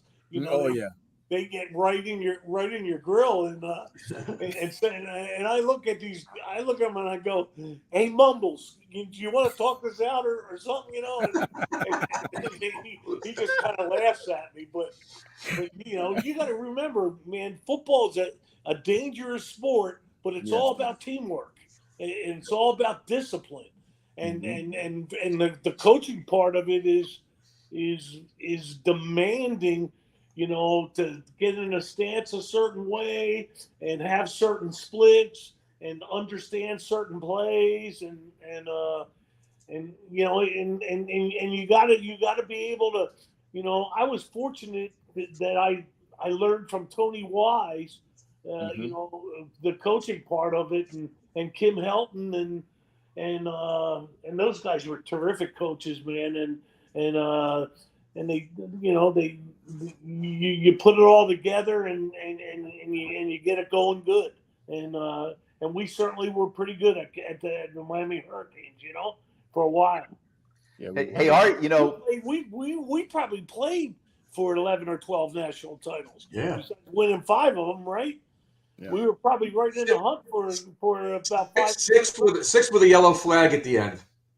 Exactly. We got robbed. Hey Art, you know, Lamar is getting ready to go be the assistant head coach of the Orlando franchise in the XFL. What do you think of that? I think he's going to tear it a new butt. He'll be terrific. He'll be terrific, man. You know, I look forward to it, Coach. I appreciate it, Coach, and we thank you for coming on our show, man. Wait, don't let him go yet, because I got to get his opinion about one last thing. Well, go ahead. I need your opinion on one last thing. Okay, so it's pregame warm-ups are getting ready to start the other night in College Station, and this is what happens on the Miami sideline. I want you to take a look at this.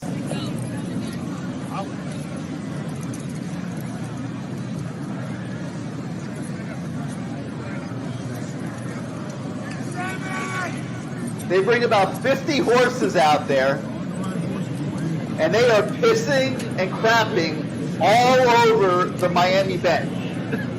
I've never in my life seen anything like this. I mean, that makes 2 of us. They are just standing there. Anything like that either. Art, there were like 50 of them, and they're just standing there for like 5-10 minutes, just crapping and pissing all over the sideline. They wanted to make you feel at home, Texas style. You know? What would have happened back in the day with some of the teams that you were part of? Oh my God. Yeah. Bro, I think that some of the guys would be diving into the horses and knocking them down, you know? it would get interesting. Bro. You know, and why'd they pick our sidelines? Why couldn't they do that on their own? Do it on theirs, yeah. I mean, they had to bring a cavalry. They had to bring a cavalry of people out with wheelbarrows and shovels. They spent 30. Look how much poop is in that wheelbarrow. They spent 30 minutes. Do you think it was part of their game plan? I don't know. I don't know if they do it every game or what, but they spent like 30 minutes cleaning the Miami bench area up, and it stunk like there was no tomorrow. I mean, I have never in my life seen anything like that. Hey, what was the final time of possession in that game? It was like it was. We won the time. Yes. 20? Yeah, Miami had a sizable edge. Yeah, sizable. 38-22 or something like that. Mm-hmm. Man, and we had all those yards and you know, we held them under 300 yards total. Lamar, can you still play? I mean, we need some wideouts. Do you have anything else to say? Well, Coach, here's the deal: the hands are still great, but these wheels don't work no more, Coach. They don't. They flat. They flat. So I could be the excellent possession receiver, 2-3 yard gains. That's about it, Coach. That's about it. Okay. We'll move the chains, though. That ensures that we'll be punting, you know. Hey, Coach, and I'm built like a tight end now. So hey, I'm not that small guy no more. So I'm over 200 now. So I might be able to do a little something. That's well, good. Coach, man, again, man, we thank you for coming on the show. And so good to see you, man. And again, I just want to say thank you for everything you've done for all of us, all the Canes, man. We talk about you all the time. Every time we at the game, your name come up. So you are being talked about. We love you, man. And thank you for everything, Coach Kehoe. Well, you're the best. He is beloved. He is beloved by the fans. Artie, you're beloved by the fans. People, when you talk Miami football, your name is right at the top. It's not just the players, my friend. You are part of it. You're part of us, all of us. I appreciate that, Bruce. You're very welcome. And Gary, good seeing you. And Lamar, liquid lightning. You, baby. We'll do it again. Thanks, Coach. Have a good one. You, all right. Bye-bye. Liquid lightning. Wow. So I don't know where he came up with that nickname. I'm the one that usually gives out nicknames, and he gave me a nickname. So lightning. Where did the lightning part come from? Hey, I was quicker than a hiccup, baby.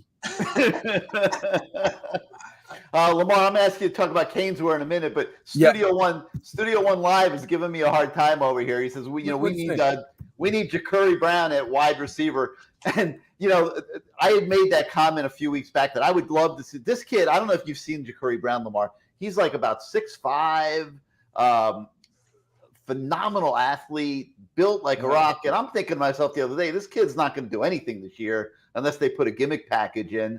Right. And I'm thinking, like, I would love to see him take a couple reps and just they need depth. They need depth. I mean, just see obviously, what he can do. Just see if he can do it. What's Isaiah Horton looking like, Gary?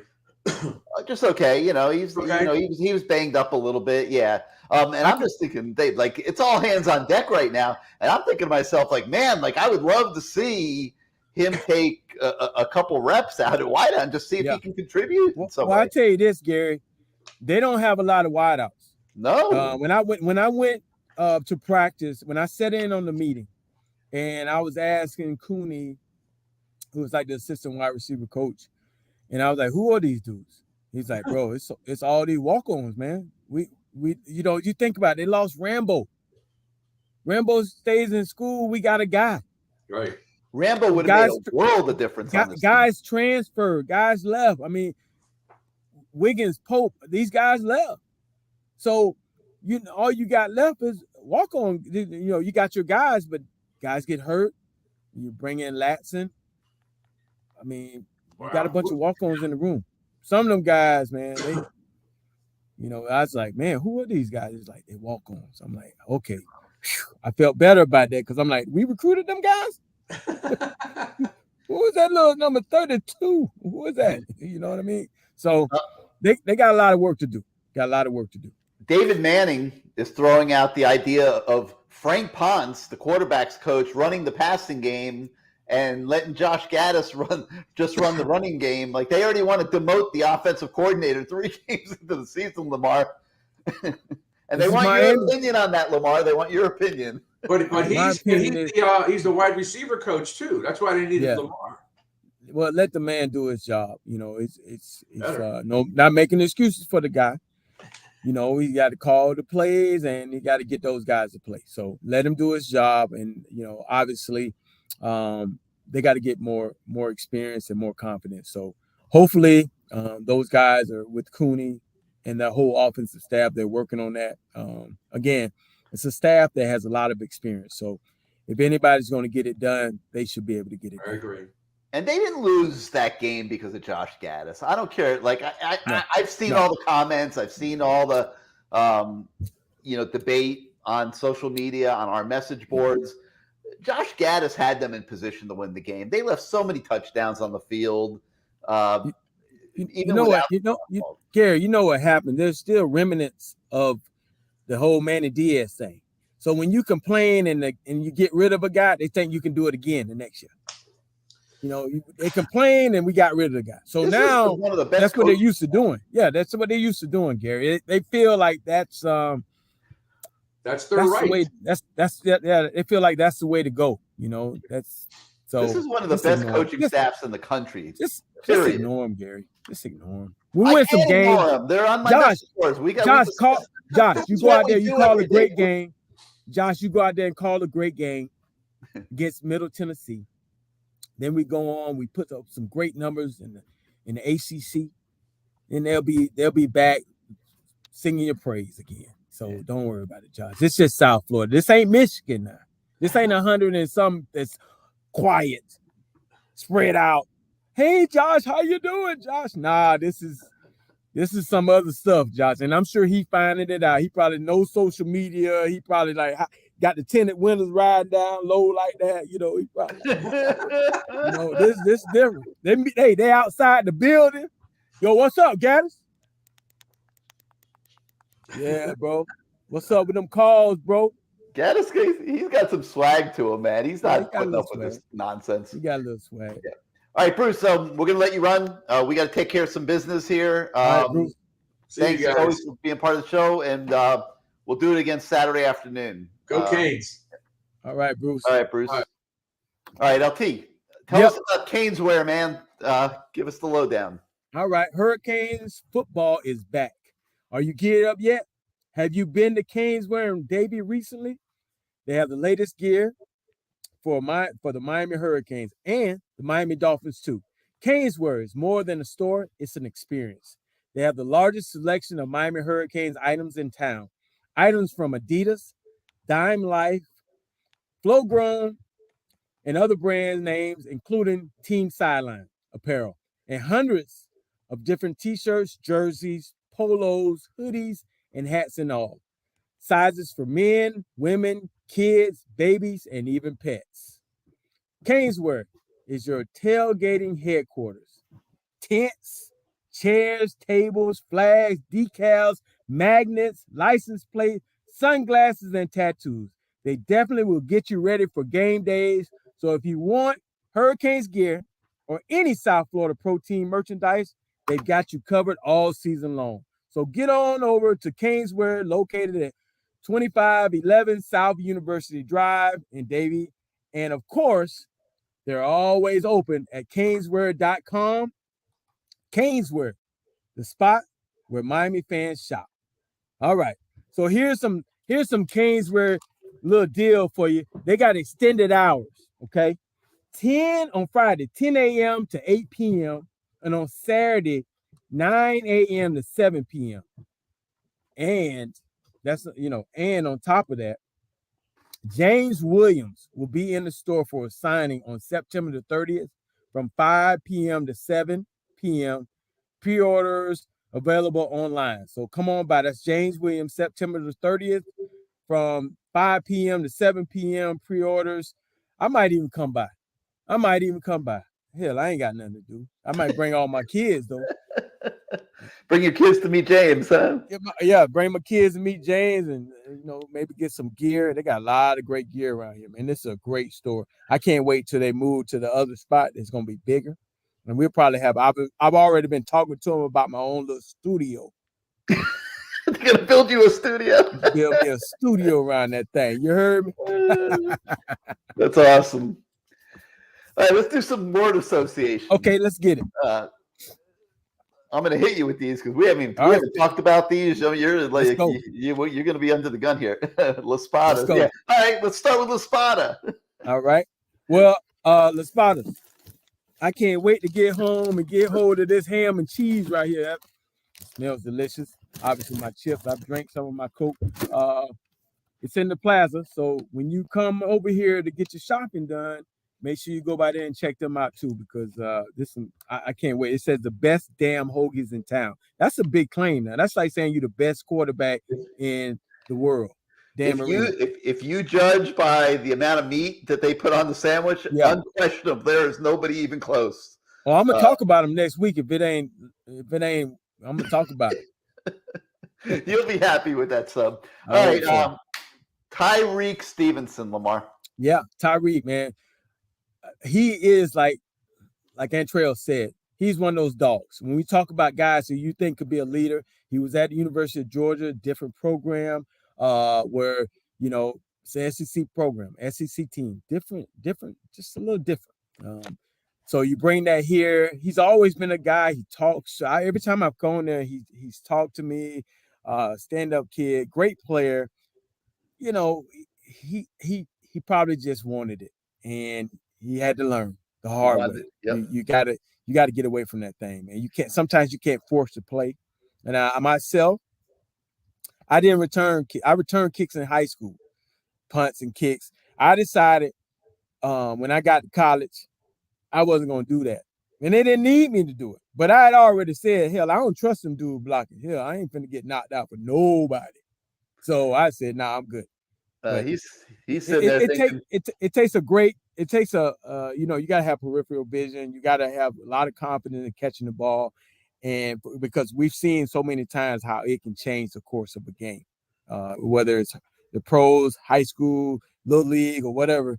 And he's done a good job. It's just he should have. And I've coached the returners before. You know, if it's any doubt, just get away from it. You know, hell, I'd rather start from the 2 or 3 yard line than to have a turnover, and then we're really in trouble. He's thinking big time players make big time plays in big time games. Yes. And he's thinking this is my opportunity, and the ball is right there, and it hung up in the air on him, and he was in no man's land at that point. Yeah. And he made a mistake. But, you know, we talked about this. He does a blog with us every week, and you know, a credit to him was he bounced back from it. He played a very good games at cornerback. I mean, it happened. You know, and he has that mentality as Antrel talked about. Terrell Buckley, hell, you beat him for a touchdown. He don't remember that, but what he does remember is the game-winning pick that he gets. You understand? They have this. I don't remember. I don't even remember that, but I know when I'm this play, I'm gonna give you everything I got, and that's what he had. So kudos to him. And late in the game, they punted, and he had to stand in there and catch it, and he didn't fair catch it, Lamar. He didn't take the easy way out. Yep. He, again, is thinking, I owe my team a big play. I am catching this ball, and I'm trying to make something happen. And he got nailed. He didn't get anywhere. Yeah. There's some guys you look into their eyes and the game's going on. You know that they don't want that thing in the last. They don't want that pressure. They don't want what comes along with not, a fumble. They don't want that. But then again, there's some guys that say, hey, you know what? This is what I train for. This is why I'm here, for these pressure type moments, and it's only going to make me a better player. So I really believe that's going to make him a smarter returner. And I don't think we'll see that happen again. Yeah, and like I said, I hope credit, man. That can't be mentally easy to go back out there and catch the next one with guys, bearing down on you. And to the coach's credit, they kept sending them out there. They didn't. All right, let's talk about Rashard Smith, man. This is a kid that wants to make an impact. He was making some noise. There was some noise that he might transfer. Wasn't happy with his playing time. Looking for opportunities. He gets the opportunity in the game Saturday night. It didn't work out. Where does he go from here? Get better. You're hoping he's he's running that route in practice, after practice, 10, 12 times when he's tired, when he's mentally drained. You got to put that to rest. It happens. You just get better. Obviously for him, he's young. It could play on his head, but, hopefully his teammates, his coaches, people around him are telling him, hey, it happens. Let's get better. If I was his coach, that's what I'd be telling him. Hey, I expect when I'm not watching, you're out there catching that same route, running that same route. I expect that because you got to I want to call that play and have confidence in you making that play. I want to have confidence in you making that play. And you want to have confidence when they call that play. Oh, hell yeah. I've been waiting on this. So I'm hoping that's what happens with the young man. Everything's a learning experience. Everything's a learning experience. Yep. I'm cracking up. Is Ken still in the store there with you? No, Ken is on a business trip, man. Oh, because I'm laughing. He's in the chat tonight. Yeah, he's on a business trip. He's watching. Ken's on a business trip. He's in the chat talking it up. All right. Let's talk about Josh Gaddis. Where does he go from here? What you've been a coach. You've been in those rooms. What did Bobby Petrino do when he lost the game? Like what? Where do these guys? Like they don't win every game. They don't call every play perfect. where does he go from here? Well, I mean, again, he has to have when you're calling plays, you got to have confidence in that play call. Whether you see it done in practice, having that perfect defense called, or knowing that perfect defense, you got to have confidence in the players. You have confidence in your quarterback, your line, your running backs, all these. You can't call a play going, damn, I hope it works. You got to think it's going to work. And so, and that comes with practice. That comes with everybody being on the same page. Unfortunately, for Josh, we've heard some rumblings, and I even saw some rumblings of guys not catching the ball in practice. Oh, it was brutal. So how the hell can you even be confident? And that's why they threw the ball to Restrepo so much in practice. Yeah. He was the only one that was catching it and running it. Right. Getting upfield. I talked to that kid one time about catching the ball, getting upfield, just like it's a game situation. And every time I saw him out there, he's been doing it. I mean, obviously not now, but he's like one of those guys, like a sponge.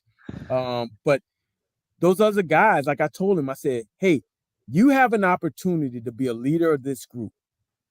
What you do, those other guys, if they watch you and see if you have success, they should follow. And what I mean by that, as far as you catching balls after practice, turning upfield after a catch, these are things that people pick up on, catching, going out early on the jugs machine, because they feel like, damn, well, he out there, I need to step my own game up. And this is how you build that confidence, and your coaches hear about it and they see the work that you put in on the field. So, man, we need that guy to come back. But I know he's around. He needs to help Rashard and the rest of those guys to try to get their confidence up. I was they let us film at practice sometimes in 45-second boxes, like they don't want to show more than 45 seconds at a time. There was a wide receiver drill a couple weeks ago that I filmed 45 seconds. There were I'd say about 8 reps. There was nobody covering the receivers. This was just, a simple receiver drill. I think the ball was dropped on 7 of the 8 reps. Nobody covering anybody, just the receivers out there. Lamar, I had to trash the tape. I'm like, I can't put this on our YouTube channel. And I mean, it was unbelievable. Yeah. How does this happen? How these are all kids that caught the ball in high school. They wouldn't be at Miami if they didn't show that they could catch footballs. How does it happen to where simply catching the football is such a big deal right now? It's confidence. Again, how many times I've said that tonight? 20, 30. It's confidence. I'm actually going to call Josh and try to give him some of the things that I hopefully he'll listen. It's just I want to see those guys successful. I mean, I take stuff from guys tell me stuff. I want to know stuff. I want to know how, many drills as I can get to help my guys. So I listen. Hopefully I have some things. I gave some drills to the last receiver coach. I gave some things that I liked, and he took them and he said thank you. I'm going to do that. So I'm going to try to pass some things along to him to help. It's not my job, but I feel like I'm wearing this U as my school. So, and I'm not competing against him. So I'm going to try to slide him some of my drills, and hopefully, I just hope that it's working out, because I want to see some good receiver play. Obviously, I'm a little biased because that's when we're running the ball, it's all good. I want to see us getting yards, but hell, I want to see some receiver play, bro. I think I come out this week and I just feed those guys and feed those guys and feed those guys. I make sure every receiver on that team gets at least 5 catches this week. Yep. That's my number one agenda. I don't need Rooster and Henry Parrish getting beat up at all this week. Throw the ball, get a good lead, and put the backup quarterback in. Jake in there, let him get some throw it around the yard a little bit. Let's have fun. I want to leave that stadium with a good feeling. I just want to leave with a good feeling. Put up 50. Why not? I like 50. 50 is a good number. All right, I got 2 more for you. Right, go ahead. Tyler Van Dyke. Calm down. Be a leader. Calm down. Be a leader. Don't try to force it. You can't win it by yourself. You got to have those guys come along with you. You got to have those guys on the same page. You're the guy, but you're not the guy by yourself. You had some great receivers last year that caught a lot of balls for you. They're gone. So you got to be patient with these guys, and you got to be on target. Obviously, you got to get better yourself. It's not all their fault. Not every drop. He can get better himself too. So I think the coaching staff has to be careful how they relay that to him, but we're not on the coaching staff. So we can say this. You got to get better, and you got to get better at being a leader. And that's the best way to put it. All right, let's finish off with Mario Cristobal. He just took his first defeat as the Miami Hurricanes head coach. Mario. I know Mario. This was like it's a killer. I mean, he doesn't want to ever lose any game. Where does he go from here? I really believe that through all of his teachings, whether it was Jimmy or Saban, some of those great coaches he's been around, he's figured out what to do after those losses. How to motivate, but also you got to get on them. I mean, it can't be easy. You got to make it hard. You got to push them. But you can't kill them. You got to understand there's still the rest of the season to go, but you got to show them that we can get better, but it's through hard work. And I think he knows this, and I love what he says in his press conferences. No excuses. We got to get better. So with that being said, that's the mantra it's always been. We lose a game, I feel sorry for the next guy because we got dogged out, with the running and paying attention to details, and winning sometimes covers up bad habits. They don't talk about it. You might have ran the wrong route, but the quarterback was able to hit you, and it comes back to bite you. So I think him and that staff are going through it. They're going to make sure the corrections are made, and hopefully from this point on, we'll see some even better University of Miami football. All right, one last time for tonight. Let's hear from CaneSport. Welcome to CaneSport. Family owned and operated since 2010, CaneSport has all latest merchandise for the Miami Hurricanes, Miami Dolphins, Inter Miami Soccer, and more. Come visit us at our store in Davie on University Drive, just south of I-595, or online at caneswear.com. CaneSport, the spot Miami fans shop.